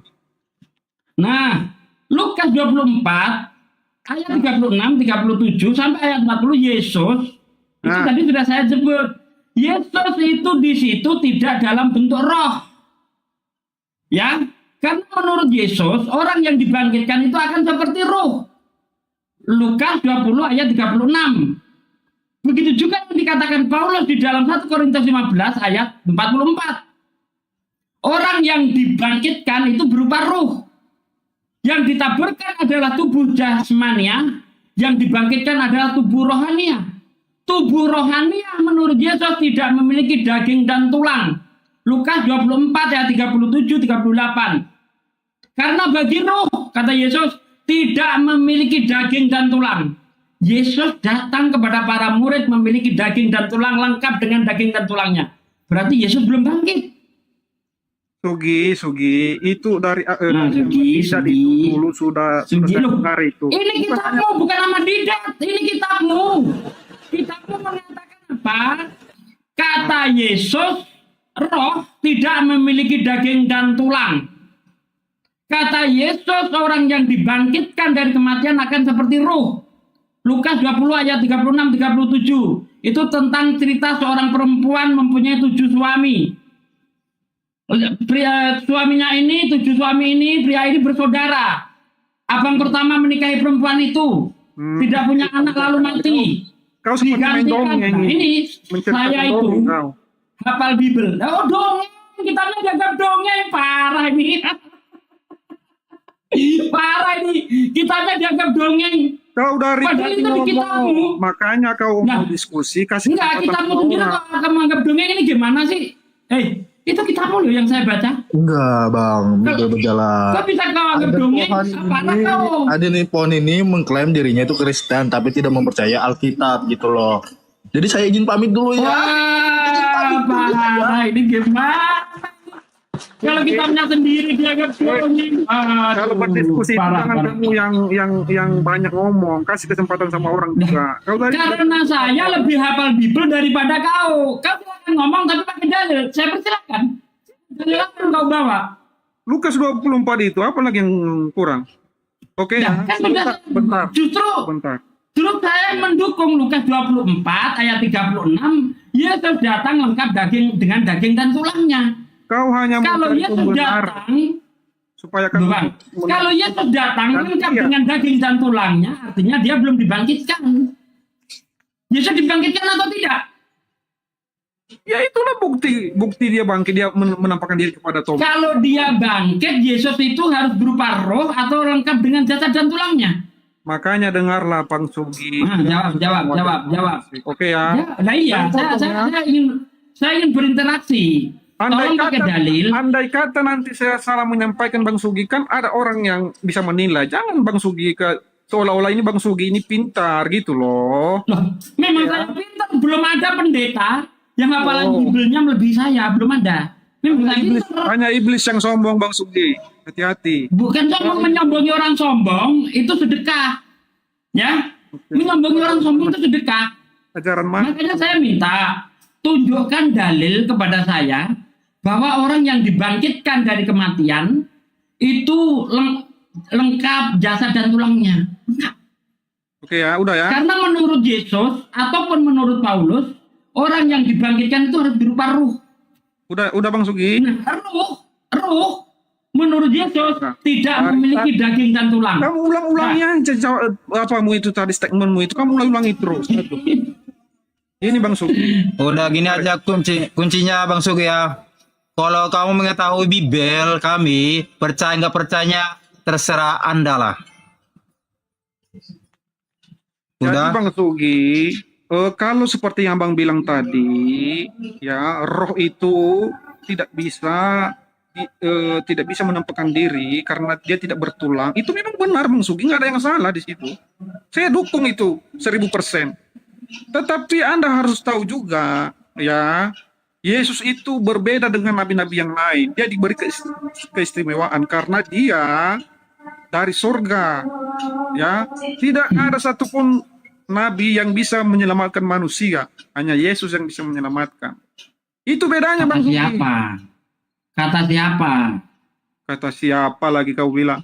Aku Kata siapa? Semua nabi. Jalan dan kebenaran tidak harus sampai kepada Bapa yang kalau tidak. Nggak ada hebatnya. Kalau itu nggak ada hebatnya itu. Coba Nabi Muhammad berkata, bentar. Apa? Nabi Muhammad berkata, Ya, seandainya Yesus hidup di saat ini, tetapi dia tidak mengikutiku. Jangan. Ini Nabi Muhammad, ini ngomong. Tunjukkan sama. Kalau Yesus hidup saat ini, kata Nabi, kalau Mana? Musa dan Yesus Ayatnya di mana? hidup saat ini, tetapi dia Ayatnya di tidak mana, mengikutiku, Ayatnya di mana? saya dia termasuk orang yang sesat. Itu di dalam hadis. Oh, Di hadis. hadis itu, Bang, bentar Bang. Hadis itu lebih tinggi daripada Bible. Udah selesai kau. Bible itu Selesai kalau kita sandingkan dengan hadis, Udah maka selesai Bible kau itu semua. termasuk hadis palsu. Udah selesai kau. Selesai. Nih, selesai kau. Selesai kau semua. Bible sama hadis, dengar nih saya kasih keterangan ya. Antara Bible dan hadis, kalau kita sandingkan, Bible itu termasuk hadis palsu. Kenapa begitu? Karena tidak jelas siapa penulisnya. Hadis palsu. Iya, dibilang. iya. Karena tidak jelas. Gini loh, nih saya kasih tahu. Orang Hadis bodoh palsu, dalam ya memang. tertawa Hadis bebas. palsu memang. Orang bodoh tertawa bebas. Nggak apa-apa. Saya kasih tahu Bang, di dalam Islam, hadis yang tidak jelas siapa penulisnya, hadis palsu. Kalau hadis itu sanadnya ada yang cacat, disebut hadis dhaif. Nah, Bible itu nggak sekelas dengan hadis dhaif, sekelas hadis palsu. Kenapa? Karena penulisnya tidak jelas. Siapa penulis Matius? Siapa penulis Yohanes? Nggak jelas. Bahkan di dalam orang Katolik sendiri mengatakan penulis Matius tidak jelas, penulis Yohanes tidak jelas. Nah, kembali ke manuskrip lagi. Astaga, mutar-mutar. Ya iyalah. Coba, siapa penulis Matius siapa? Kalau hadis jelas, dari siapa ini? Dari Ahmad. Dari siapa ini? Bukhari. Jelas.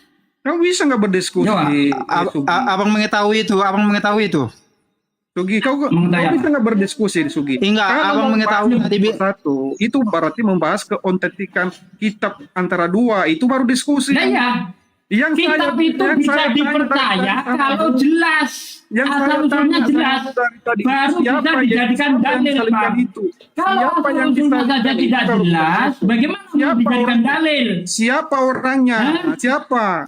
Siapa orangnya yang disalibkan itu kalau bukan Yesus? Itu yang harus kau jawab. Jangan kau mutar-mutar dari Yesus memang disalib, tapi Yesus tidak mati disalib. Itu yang ingin saya buktikan. Kalau dia tidak mati disalib, maka dia hanya sandiwara penyalipan. Jadi kalian itu dosanya ditebus hanya dengan sandiwara saja. Ketika Maria pergi ke kuburan itu siapa? Itu peristiwa apa itu? Nah justru itu. Ketika dengar. Saya jawab. Justru ketika Maria mendatangi kubur itu, pintu kubur sudah terbuka, jasadnya nggak ada. Berarti Yesus nggak dibangkitkan. Yesus pergi lengkap dengan jasadnya. Makanya kau itu jawabannya di Lukas 24 tadi. Lukas 24 Yesus mengatakan dia bukan ruh. Iya, kembali ke ruh lagi. Karena kalau orang dibangkitkan dari kematian, dia akan seperti ruh. Yesus datang bukan ruh. Bahkan dia makan ikan goreng. Berarti menunjukkan Yesus belum bangkit. Itu Bang. Astaga, kau nggak bisa bantah. Kecuali kau bisa menunjukkan bahwa Yesus hadir dengan ruh. Ya, apakah Yesus pembohong? Karena Yesus mengatakan bahwa orang yang dibangkitkan itu akan seperti ruh. Gitu. Bible berjalan. Sekalian. Ya. Iya Pak De, gimana Pak De? Saya mau sholat zuhur di sini waktu sholat zuhur. Oh, nggih, monggo Pak De, monggo. Wah, padahal saya Bentar. Bang APS apa? Bang APS. Saya layani benar. Apa? Enggak, ini Mudah-mudahan panjang, Sugi. Sebentar, Aida Pohan.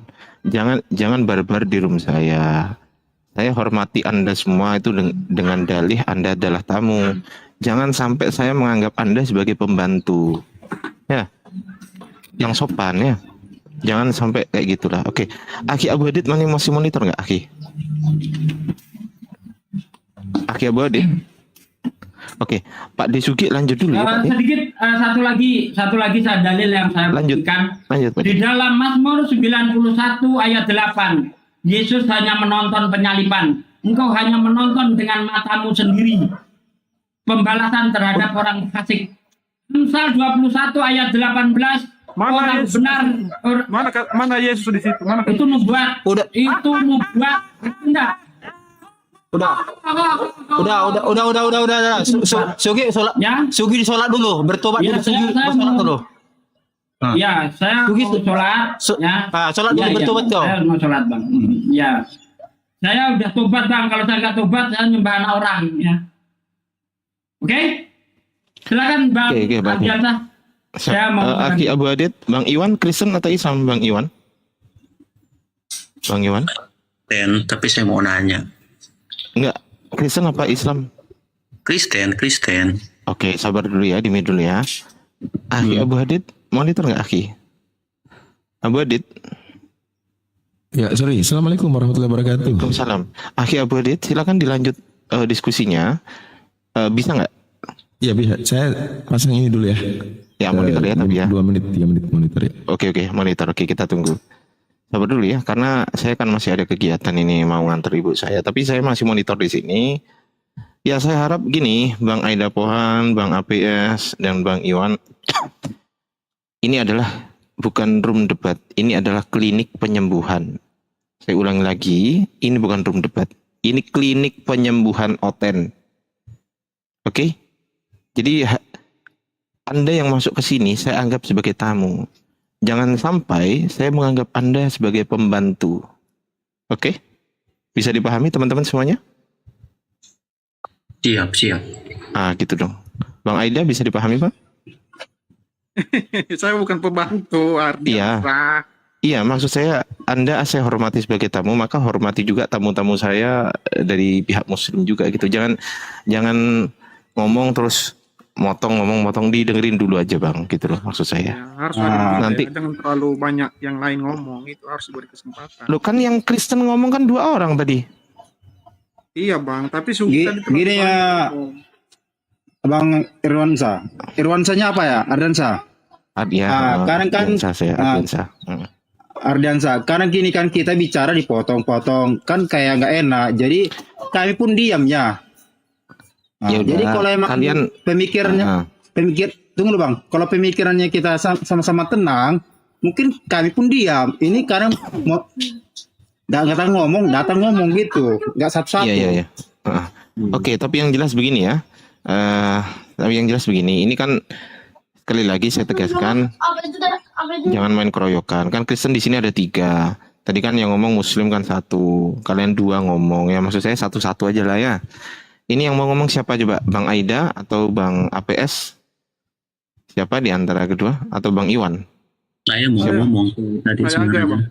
Tuh kan saya. Coba kalian berdua diskusi dulu. Siapa? Coba sweet dulu.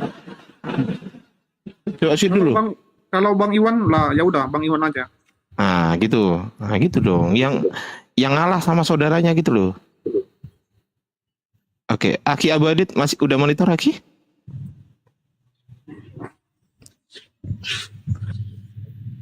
Oke. Bentar. Oke, aku besarkan Aki Abu Adit. Aku besarkan antum. Aku monitor di sini, tapi aku nggak ikut diskusi dulu ya, karena aku mau perjalanan ya.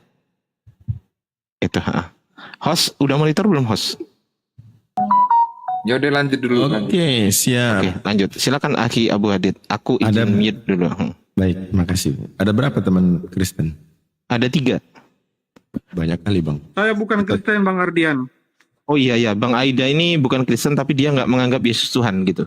Lumayan lah, kesembuhannya 79, yang 21 masih sakit. Lanjut. Masya Allah. Ini termasuk kategori gawat darurat ini kalau begini. Ya Bang, aku mau tanya Bang, simple pertanyaan saya. Menurut abang-abang ini kan, Yesus itu Tuhan Bang ya. Saya nggak perlu nanya tentang ketuhanannya lagi. Yang saya tanya Bang, Yesus ini benar nggak dia waktu lahir itu normal Bang? Normal Bang. Atau nggak normal? Oh normal dia. Ya. Punya ari-ari ya? Punya, apa yang salah sebagai manusia? Kan dia manusia. Ya berarti Tuhan punya ari-ari nggak? Dia bukan Tuhan Bang. Oh dia bukan Tuhan. Jadi Yesus bukan Tuhan. Iya dia nabi. Baik. Yang menganggap Yesus Tuhan aja kalau begitu di antara teman Kristen yang lain. Kenapa Abang nggak ngomong sama saya?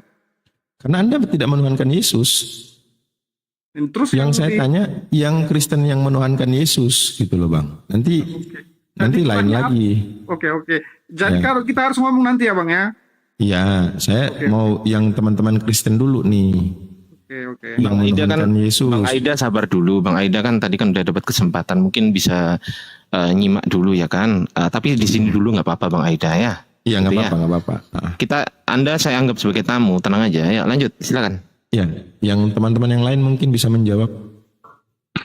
Saya mau jawab Pak, tapi mohon tenang yang lain ya. Iya. Termasuk teman-teman Kristen gitu loh.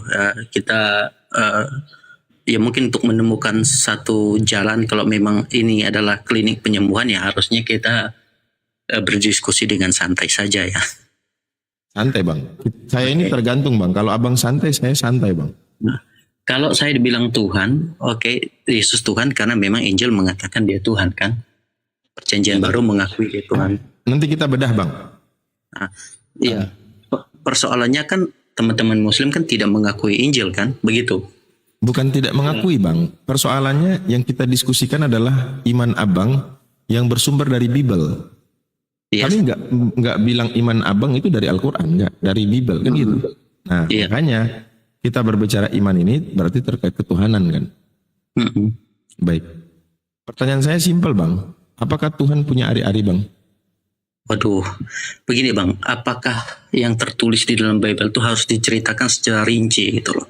Ini kan terkait keimanan tentang Tuhan bang. Iya, begini. Saya percaya Yesus adalah Tuhan, tapi bagi Tuhan tidak mustahil kan? Iya, Tuhannya nggak diproblemkan bang. Oke. Yang jadi persoalan adalah Tuhan Anda Yesus. Saya tanya, Yesus ini lahir normal apa abnormal? Anda pasti mengatakan normal, ya kan gitu? Begini bang, penjelasan secara mendetail tentang kelahiran Yesus itu normal atau tidak, punya ari-ari atau tidak, itu tidak ada tertulis gitu loh. Oh jadi kalau nggak ada tertulis nggak boleh kita bahas? Iya, jadi begini, saya harus bahas gimana dulu gitu loh. Kalau tidak ada dalilnya, nanti diserang, mana dalilnya? Baik, gitu. Saya tanya dalilnya. Yesus mengatakan dia 100% manusia, 100% Tuhan. Ada nggak dalilnya? Nggak ada memang. Nah, terus kenapa Anda yakini? Oh, saya kan percaya Yesus Tuhan, bukan manusia. Oke, Anda wanes berarti. Oke, Tuhan lahir. Hah? Tuhan lahir. Menurut abang, apakah ketika Tuhan berkehendak untuk lahir, dia nggak bisa lahir? Ya nggak apa-apa, itu kan imanmu. Yang saya pertanyakan Tuhan lahir. Tinggal bilang iya gitu. Iya begini. Dia lahir dengan caranya. Dia lahir ke dunia. Oke, saya percaya dia lahir. Tapi apakah Tuhan tidak bisa lahir? Bisa saja dia pakai kan itu. Berarti Tuhan yang maha kuasa tadi bikin dirinya jadi nggak maha kuasa. Karena kemahakuasaannya dia tunjukkan bahwa dia bisa jadi manusia kan? Baik. Saya mau tanya Anda, Tuhan maha kuasa bisa berlaku apa aja nggak? Bisa bikin apa aja nggak? Bisa, asal tidak bertentangan dengan naturnya. Nah itu bertentangan. Dia maha kuasa menjadi terbatas, dilingkupi oleh ruang dan yang begitu kecil. Sementara di Bible dikatakan, jangankan rahim, langit bumi nggak mampu menampung Tuhan. Bisa tunjukkan ayatnya bang? Baik. Oke, sebentar ya. 2 Tawarik 6:18.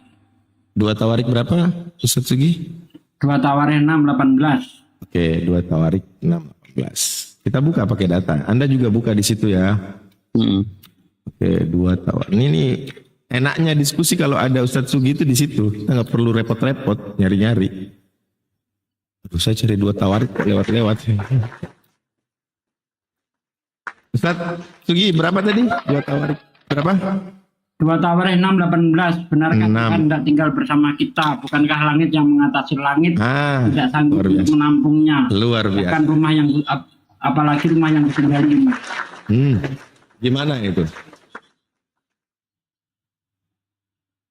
Ayo. Mau dikemanakan dalil ini? Pura-pura nggak lihat atau ditutup aja pakai tip X gitu untuk sementara waktu? Gimana? Oke bang, thank you. Oke.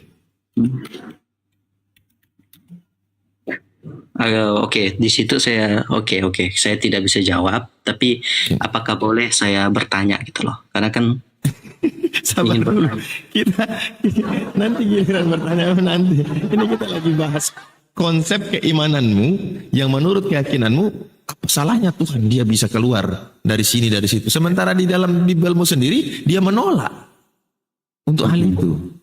Iya. Boleh saya tambahin dikit? Oke, silakan. Ya. Jadi memang kami kekristenan mengakui bahwa Allah sang sumber itu, mungkin pemahaman saya sama Bang Iwan Theo ini beda. Karena saya Tritunggal. Jadi Allah itu nggak mungkin jadi manusia. Nah, proses teofani yang ada di Perjanjian Lama itu adalah sang firmannya sendiri. Contoh, Adam bercakap-cakap langsung dengan disebut Tuhan. Terus Abraham bertemu dengan 3 orang, satunya Tuhan, 2-nya malaikat. Gitu. Jadi proses teofani itu sudah ada gitu loh. Jadi memang bukan Tuhan atau sang sumber itu yang menjadi manusia, tapi sang firmannya itu, firmannya Tuhan itu, karena kami memahami bahwa Tuhan itu memiliki firman dan roh dan tidak bisa terlepas dari itu semua.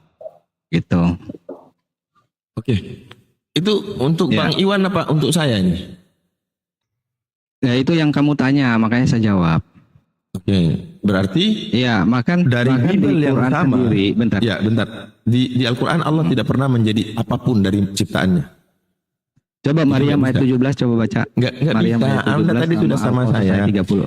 Saya sudah sebutkan tadi, Bang. Syarat Al-Qur'an tidak boleh bertentangan satu dalil dan dalil lain. Karena ini pernyataannya jelas di dalam Al-Qur'an. Bahwa dikatakan ayat 30. Tidakkah kalian memperhatikan sabar. Iya, sabar dulu, sabar. Ini saya aja bicara sama Anda, saya nggak ada di situ kok. Lewat ini media. Iya, bahkan Allah dipangku oleh malaikat. Kalau Allah bukan makhluk, kenapa bisa dipangku? Saya mau katakan ya, di dalam Al-Qur'an Allah sebutkan, apakah kalian tidak memperhatikan Al-Qur'an ini? Seandainya Al-Qur'an ini bukan dari sisi Allah, maka tentu akan ada kontradiksi yang banyak di dalamnya. Sudah 1500 tahun, orang-orang musuh Islam mencari kelemahan dengan mencoba menemukan kontradiksi, tapi belum ada satupun yang ditemukan. Karena apa? Ketika Anda mau mengkritisi Al-Quran, pakai standar Quran, pakai standar Islam. Bukan mengkritisi Al-Quran, pakai standar Bibel. Itu keliru. Maka Anda tidak akan pernah bisa menemukan ketika memakai standar Quran. Oke, makanya Anda bisa nggak jawab saya? Sudah saya jawab tadi di komen sebelah bahwa malaikat Jibril juga dipanggil dengan ruh. Malaikat Jibril juga disebut dengan ruh. Sebagaimana Al-Quran juga disebutkan dengan nama-nama lainnya. Al-Kitab, Al-Furqan. Al-Quran punya sebutan nama yang banyak. Ruh kami itu. Iya, ruhana. Ruhana itu. Ruhana. Iya, ruh kami. Begini, Anda kan pakai standar Anda. Ruhana artinya apa? Ini saya sudah jelasin. Ruhana artinya apa? Sebentar, Mbak. Anda pakai standar Anda untuk mengkritisi Al-Quran. Sudah salah. Anda tidak memperdulikan ayat-ayat di Al-Quran. Saya mengirim roh saya, bukan Jibril. Jibril itu bukan Allah. Dengarkan ya. Itu. Allah Subhanahu wa taala bukan ruh. Sementara pemahamanmu tentang Tuhan itu dia ruh. Lalu Anda pakai standar ruh tadi mengarahkan ke dalil Al-Quran. Sudah kami jawab, itu Jibril alaihissalam. Kami adalah Allah. Di situ Jibril. Kami adalah Allah mengutus mengutus Jibril. Kok bisa jadi Jibril? Baik ya. Anda memahami Tuhan itu ruh, itu imanmu. Ketika kau mau mengkritisi Al-Quran, kau pakai standarmu. Nggak bisa, bro. Nggak boleh. Iya, kamu tinggal jelasin aja. Sama udah saya jelasin bahwa malaikat Jibril punya sebutan lain, disebut dengan ruh, Ruhul Kudus. Di mana itu ayatnya? Di dalam Al-Quran, malaikat Jibril memiliki nama lain. Di surah berapa itu, Bang Ade? Macet. Sebentar. Macet di mana? Lawan onten kalau macet, saya berhenti jadi debater, jadi apologet. Serius. Berhenti. Oke, silakan. Ruh kami, saya ini Allah. Saya mengutus ruh saya menjadi manusia. Bahkan di surah Ali Imran dengar itu, dulu. Anda sudah di awal Anda sudah salah. Maryam. Astagfirullah. Karena Anda sudah punya pemikiran Tuhan itu ruh. Lalu Anda mau mengkritisi Al-Quran dengan pemikiranmu. Iya, Nggak bisa. saya tanya ruh kami. Nggak bisa ini siapa? gitu. Ruh kami. Ruh kami itu dan adalah ruhnya. utusan Allah. Yaitu Di situ nggak ada malaikat Jibril. Jibril. Jangan memperintir ayat. Di situ nggak ada Sudah Jibril. dikatakan di dalam Tolong Al-Quran. Saya ngomong sama Anda, saya langsung dari dasar. Basicnya dulu. Oh ya, oke. Bahwa Mana kamu syarat tunjukin Jibril di situ? Al-Quran tidak boleh Itu kan bertentangan tafsir ayat Anda. satu dengan ayat lain. Loh, ini ada dalilnya, ada ayatnya. Tunjukin Maryam 17. Astaga, Anda ini tidak. Adalah Jibril. Kenapa ya? Kenapa Oten itu selalu ngeyel ya? Asal comot. Nanti kau kena laknatullah nanti. Saya dengan Anda ya lebih paham Bible saya Iya. daripada Anda, apalagi Anda dengan saya soal Al-Quran. Astaga. Turun aja, turun. Nggak ada edukasinya. Ngotot pakai standar dia. Ada ayat bertentangan. Coba sebutkan satu saja ayat bertentangan. Boleh saya sebutkan. 1500 tahun musuh-musuh Islam mencoba mencari kontradiksi dalam Al-Quran. Bahkan mereka belajar. Belajar bahasa Arab, belajar asbabul wurud, belajar asbabun nuzul. Mereka nggak temukan, malah masuk Islam. Oke, saya sebutkan tahu ya. satu kontradiksi. Kalau saya temukan, maka Al-Quran runtuh secara fundamental. Pasti runtuh. Secara dasar runtuh Al-Quran. Ya, silakan. Ya, di ayat Al-Quran menyebutkan jangan serakah, tapi di ayat yang lain memperbolehkan. Sebutin ayatnya, ayat berapa? Nanti saya sebutkan, dengar dulu, memperbolehkan keserakahan Muhammad ketika mau mengambil menantunya. Silakan. Turunlah ayat. Silakan. Jadi ketika ayat mana? Ayatnya mana? Masa kamu nggak tahu ayat Muhammad? Muhammad Ini mengambil gila menantunya. Gila ini. Gini loh Bang. Kalau bentar saya kasih contoh. Kalau mau bawa dalil sebut ayat. Iya, makanya contoh. Saya kasih tahu ayatnya. Saya turunin dulu kalau nggak. Contoh gini ya. Saya contoh gini. Ini saya kasih contoh ya. Saya mengatakan bahwa Kristen itu menyembah germo. Misalnya. Saya kasih contoh ayat. Mana? Di dalam 2 Samuel 12 ayat 11-12. Beginilah firman Tuhan. Bahwasanya malapetaka akan aku timpakan ke atasmu yang datang dari kaum keluargamu sendiri. Aku akan mengambil istri-istrimu di depan matamu dan memberikan kepada orang lain. Orang itu akan bersetubuh dengan istri-istrimu di siang hari. Sebab engkau melakukan secara tersembunyi, tapi aku akan melakukan hal itu secara terang-terangan di depan seluruh mata orang Israel. Nah ini Tuhan apa germo ngambil istri orang untuk dijadikan aktor pemain seks di tempat umum? Gitu loh. Bawa ayat dulu, jangan fitnah dulu, nggak ada ayatnya. Dasar celeng. Lanjut. Iya. Nah, jadi tolonglah teman-teman Kristen itu yang kuat literasinya gitu loh. Kuatkan literasi ketika mau berdiskusi dengan kami, apalagi mau mengorek-ngorek Al-Quran.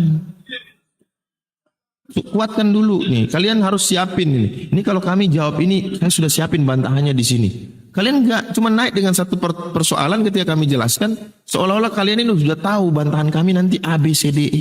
Jadi cara diskusi kalian itu memang benar-benar nggak ada menunjukkan apa ya, ketinggian pengetahuan gitu loh. Hanya orang yang mau bertanya tapi sok-sok ingin mengkritisi. Padahal jatuhnya cuma bertanya doang gitu. Kita aja yang ngobrol Bang Abu. Kita aja berdoa. Ya sebentar, ada teman-teman Kristen yang lain lagi mau naik itu. Ya, yang baru naik siapa ini? Ini si Al-KTP ini udah Al-KTP. udah murtad lagi dia ini. Oh, murtad. Iya. Siapa ini dia? apa juga ini? Serigala berbulu domba, hati-hati. Oh iya. Ya silakan. Jadi kalau mau bawa masalah, pakai ayat biar kita tanggapi dengan baik. Assalamualaikum semuanya. Salam. Jadi kalau cuma main gedabrus kayak gitu, anjing juga bisa. Mau dan menggonggong anjing bisa. Betul. Saya katakan misalnya seperti tadi, misalnya saya katakan Yesus nyuruh maling. Saya kasih ayat. Misalnya Markus 11 ayat 1 sampai 3. Iya kan? Berani. Di situ dikatakan pergilah kamu ke kampung di depanmu itu, kamu akan menemukan keledai muda tertambat yang belum pernah ditunggangi orang. Lepaskan bawa kemari. Hah? Keledai siapa yang main embat aja? Ayo, kamu bahas Al-Ajab. Al-Asnaf nomor 3. Alah.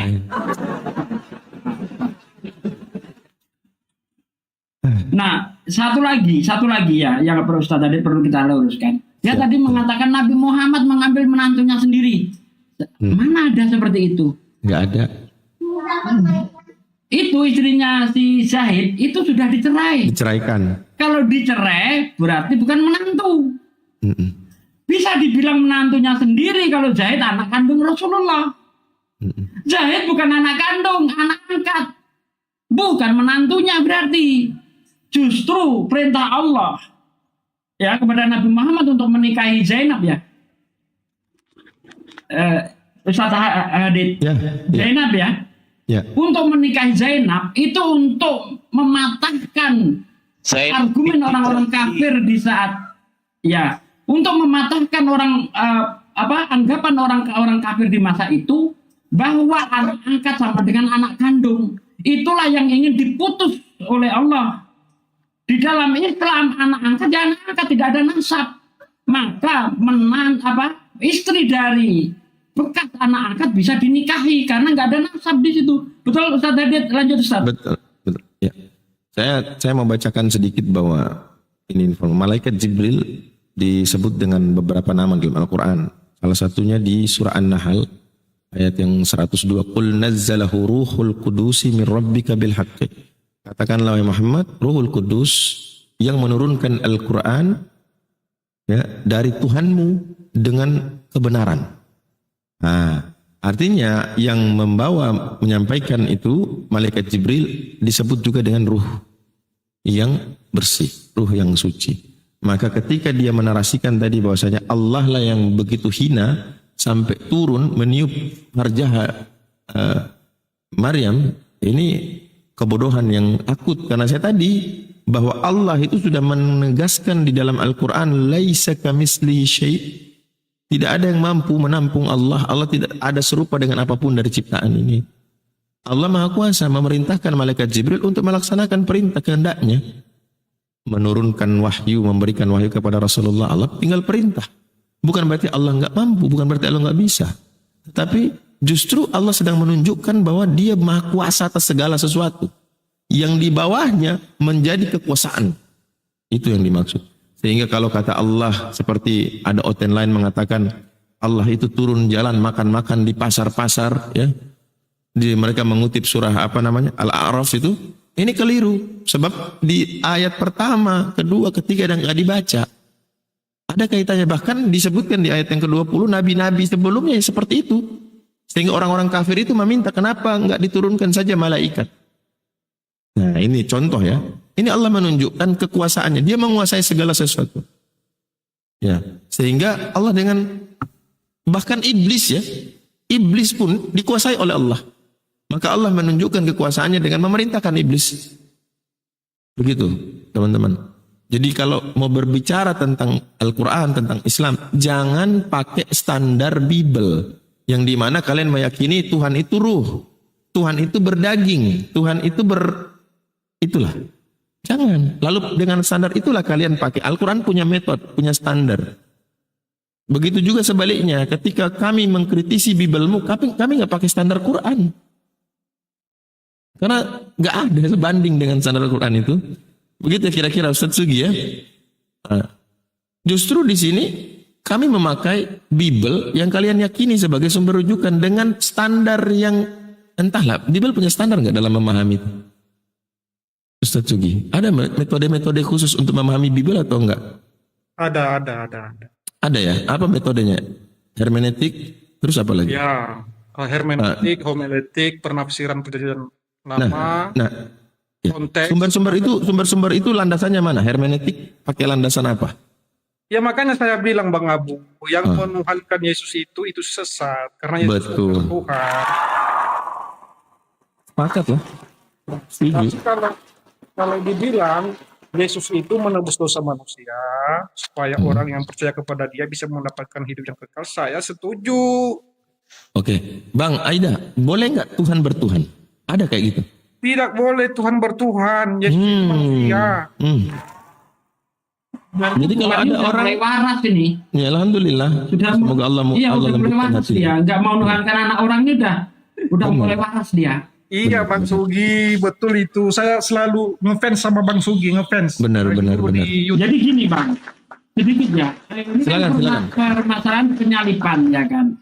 Bang, Yesus itu tidak pernah mengajarkan bahwa syarat masuk surga itu dengan cara dia disalib. Nggak ada Bang.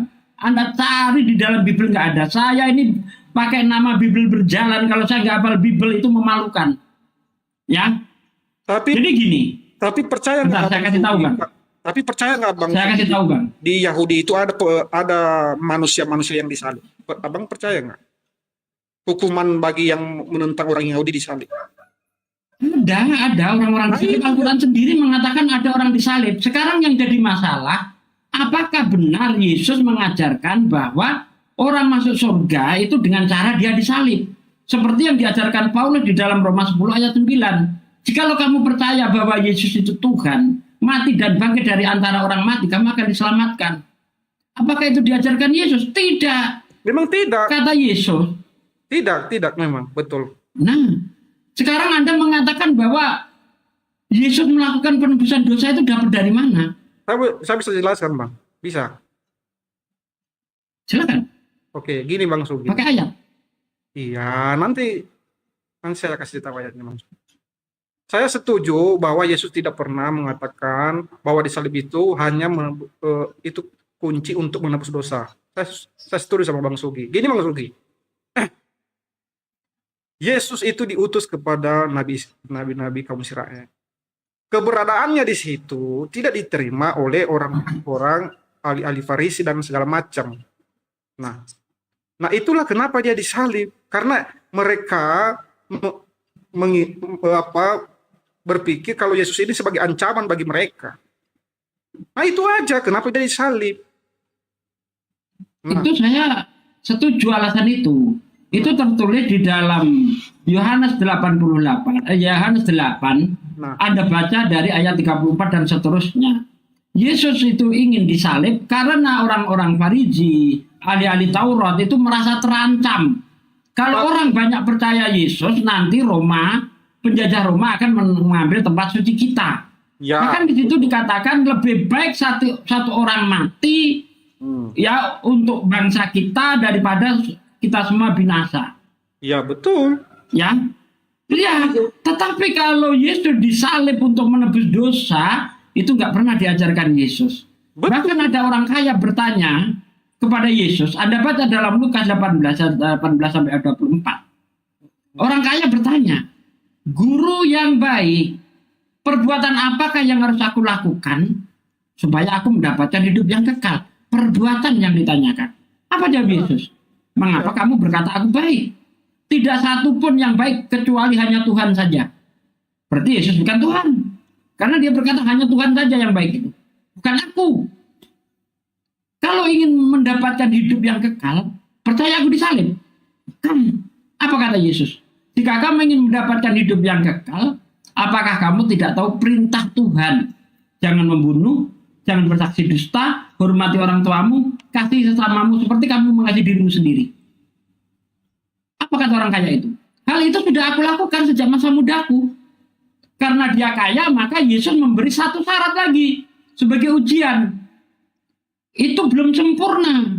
Kalau ingin sempurna, jual hartamu, kau bagi-bagikan kepada orang miskin, maka kamu akan mendapatkan harta di surga. Bukan percayalah aku disalib, kamu akan masuk surga. Yesus nggak mengajarkan itu. Lalu karena orang kaya itu sangat cinta hartanya, dia pergi dalam keadaan sedih. Apa kata Yesus? Lihat, lebih mudah unta masuk ke lubang jarum daripada orang kaya masuk surga. Jadi Yesus tidak pernah mengajarkan bahwa untuk mendapatkan surga percaya dia disalib. Itu ajaran Paulus. Ajaran Paulus. Yesus menerangkan apa? Apabila kehidupan keagamaanmu tidak lebih benar daripada kehidupan keagamaan orang Farisi dan ahli Taurat, kamu tidak bisa menduduki kerajaan surga. Matius 5 ayat 20. Nah, bagaimana bentar Bang, saya selesaikan dulu Bang. Nah, bagaimana kehidupan orang Farisi dan ahli Taurat? Anda baca di dalam Matius 23 ayat 2, ayat 3, ayat 4. Di situ Yesus berpesan kepada para orang-orang di situ. Pergilah kamu kepada orang Farisi dan ahli Taurat yang telah menduduki kursi Musa. Ikuti yang mereka ajarkan. Tetapi jangan kamu ikuti yang mereka kerjakan. Karena mereka gemar menaruh beban-beban ke pundak orang lain, tapi mereka tidak mau menjalankan. Mereka itu seperti kuburan-kuburan yang dicat putih, tapi di dalamnya adalah tulang belulang. Itu yang diajarkan Yesus. Jadi, menurut Yesus, ya, harus taat tunduk terhadap hukum Taurat. Tetapi Paulus mengatakan apa? Hukum Taurat adalah sampah. Di dalam Filipi 3 ayat 8, Anda baca dari ayat 6 biar Anda paham. Nah. Jadi bagaimana menurut Bang Sugi yang Yesus katakan, akulah jalan kebenaran dan hidup, tidak ada yang sampai kepada Bapa kalau tidak melalui aku. Gimana tanggapan Bang Sugi? Anda baca dari ayat 1. Yohanes 14 dari ayat 1. Jangan gelisah hatimu. Percayalah kepada Tuhan dan percayalah kepadaku. Kalau kita percaya kepada Yesus sebagai utusan Tuhan dan percaya hanya ada satu Tuhan, Yohanes 17 ayat 3, inilah hidup yang kekal itu, yaitu mereka percaya bahwa engkau satu-satunya Tuhan yang benar dan mengenal aku Yesus Kristus yang diutus. Maka kamu gak akan gelisah. Makanya Yohanes 14 ayat 1 berkata, jangan gelisah hatimu, percayalah kepada Tuhan dan percayalah kepadaku. Di tempat Bapakku banyak tempat tinggal. Ya, jikalau aku ke sana untuk menyiapkan tempat bagimu. Yesus bertanya kepada Thomas, tahu kemana aku pergi? Ada nggak nabi-nabi yang lain yang mengatakan itu selanjutnya? Ya, nanti saya jawab, Bang. Nanti saya jawab. Tahu kemana aku pergi? Tidak tahu. Tunjukkan kami jalan ke sana. Kata Yesus, akulah jalan. Akulah jalan kebenaran dan hidup. Orang tidak akan sampai kepada Bapa kalau tidak melalui aku. Benar. Saya nggak menolak itu. Karena memang setiap nabi adalah jalan untuk menuju kepada Tuhan. Cuma tidak harus berucap seperti Yesus. Untuk mengungkapkan hal yang sama, tidak harus dengan kata-kata yang sama.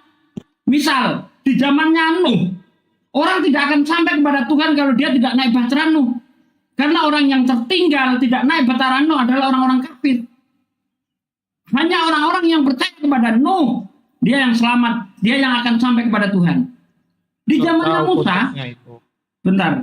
Di zamannya Musa, orang kalau tidak ikut Musa, dia tidak akan sampai kepada Bapa. Bahkan Yesus kalau tidak ikut aturan Musa, dia masuk neraka. Apa kata Yesus? Di dalam Matius 5 ayat 19. Barang siapa menghilangkan satu titik dari hukum Taurat, kemudian mengajarkan kepada orang lain, dia akan menduduki kerajaan terendah dari dalam kerajaan surga. Itu juga yang dikatakan Nabi Muhammad di dalam hadis yang diriwayatkan oleh Imam Ahmad. Ini hadis berkaitan dengan Umar yang baru saja dibacakan Alkitab. Lalu Umar ngadu kepada Rasulullah. Apa kata Rasulullah? Jangan kau dustai dan jangan kau percayai. Karena aku takut di situ ada kebenaran tapi kamu dustai, dan yang aku takutkan di situ adalah suatu kesalahan tapi kamu anggap benar. Di akhir hadis mengatakan, seandainya Musa hidup di antara kalian saat ini, tetapi dia tidak mengikutiku, niscaya mereka sesat. Sama toh, Nabi juga menjelaskan, sungguh akan masuk neraka orang Yahudi dan orang Kristen ketika mendengar dengan agama yang aku diutus, tetapi tidak mau mengikutiku. Akulah jalan kebenaran. Jadi Nabi itu jalan pada masanya. Musa jalan pada masanya Musa. Yesus jalan pada masanya Yesus. Nabi Muhammad adalah jalan untuk seluruh umat manusia. Kalau Yesus nabi lokal, Musa nabi lokal, Nabi Muhammad adalah nabi universal. Itu bedanya. Monggo Ustaz David dilanjut. Ya, Masya Allah. Laukana Musa hayyin, seandainya Musa hidup di saat Rasulullah diutus, wajib bagi Musa untuk mengikuti Nabi Muhammad SAW. Nah, yang jadi topik tadi itu, si ayat ini udah alhamdulillah maju selangkah ya. Cuman mundurnya itu 6 langkah, nggak balance. Iya, kalau maju selangkah minimal mundur selangkah lah. Makanya kita diskusi Bang. Iya. Tadi saya nggak dikasih kesempatan ngomong gitu. Masalahnya saya lihat Anda maju selangkah mundurnya 6. Waduh, nggak seimbang. Itu makanya ini Ya. katanya diskusi tapi kita nggak dikasih ngomong.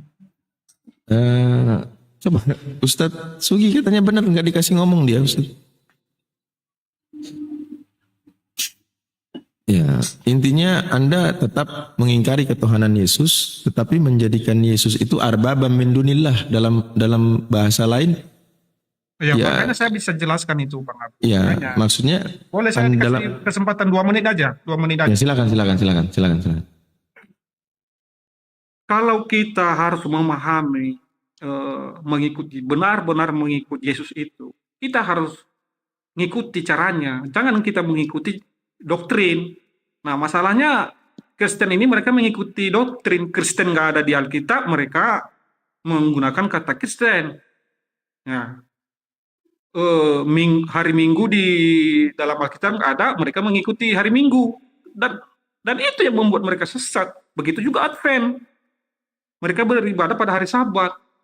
Tapi kalau mereka kembali ke dalam ajaran Yesus itu, aku hanya diutus, aku hanya nabi, aku tidak besar, lebih besar daripada Bapakku, udah selesai. Apa yang harus diperdebatkan lagi? Akulah hidup dan jalan kebenaran. Tidak ada yang sampai kepada Bapa kalau tidak melalui aku. Artinya apa? Jalan itu bukan hanya berbicara tentang penyelamatan, tentang nabi lokal. Bukan itu. Jalan itu dia diberi kunci. Atau dia diberi kunci kerajaan surga supaya yang percaya kepada dia bisa masuk ke surga itu.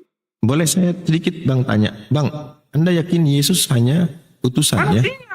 Oke, manusia dan dia utusan Tuhan. Iya. Betul ya? Oke. Betul. Dia diperintahkan di mana di waktu diutus itu? Kemana dia diutus?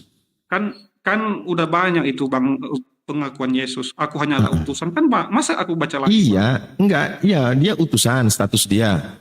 Ditempatkan di mana dia utusan oleh Bapak? Memang aku tahu maksud Abang, dia hanya diutus oleh Bani Israel kan. Oke. Ya udah. Jelas sudah kan? Jelas. Apalagi penjelasan Ustadz Sugi tadi udah benar. Aku adalah garam terang dunia. Jangan hanya banyak Bang. Loh, kok saya turun?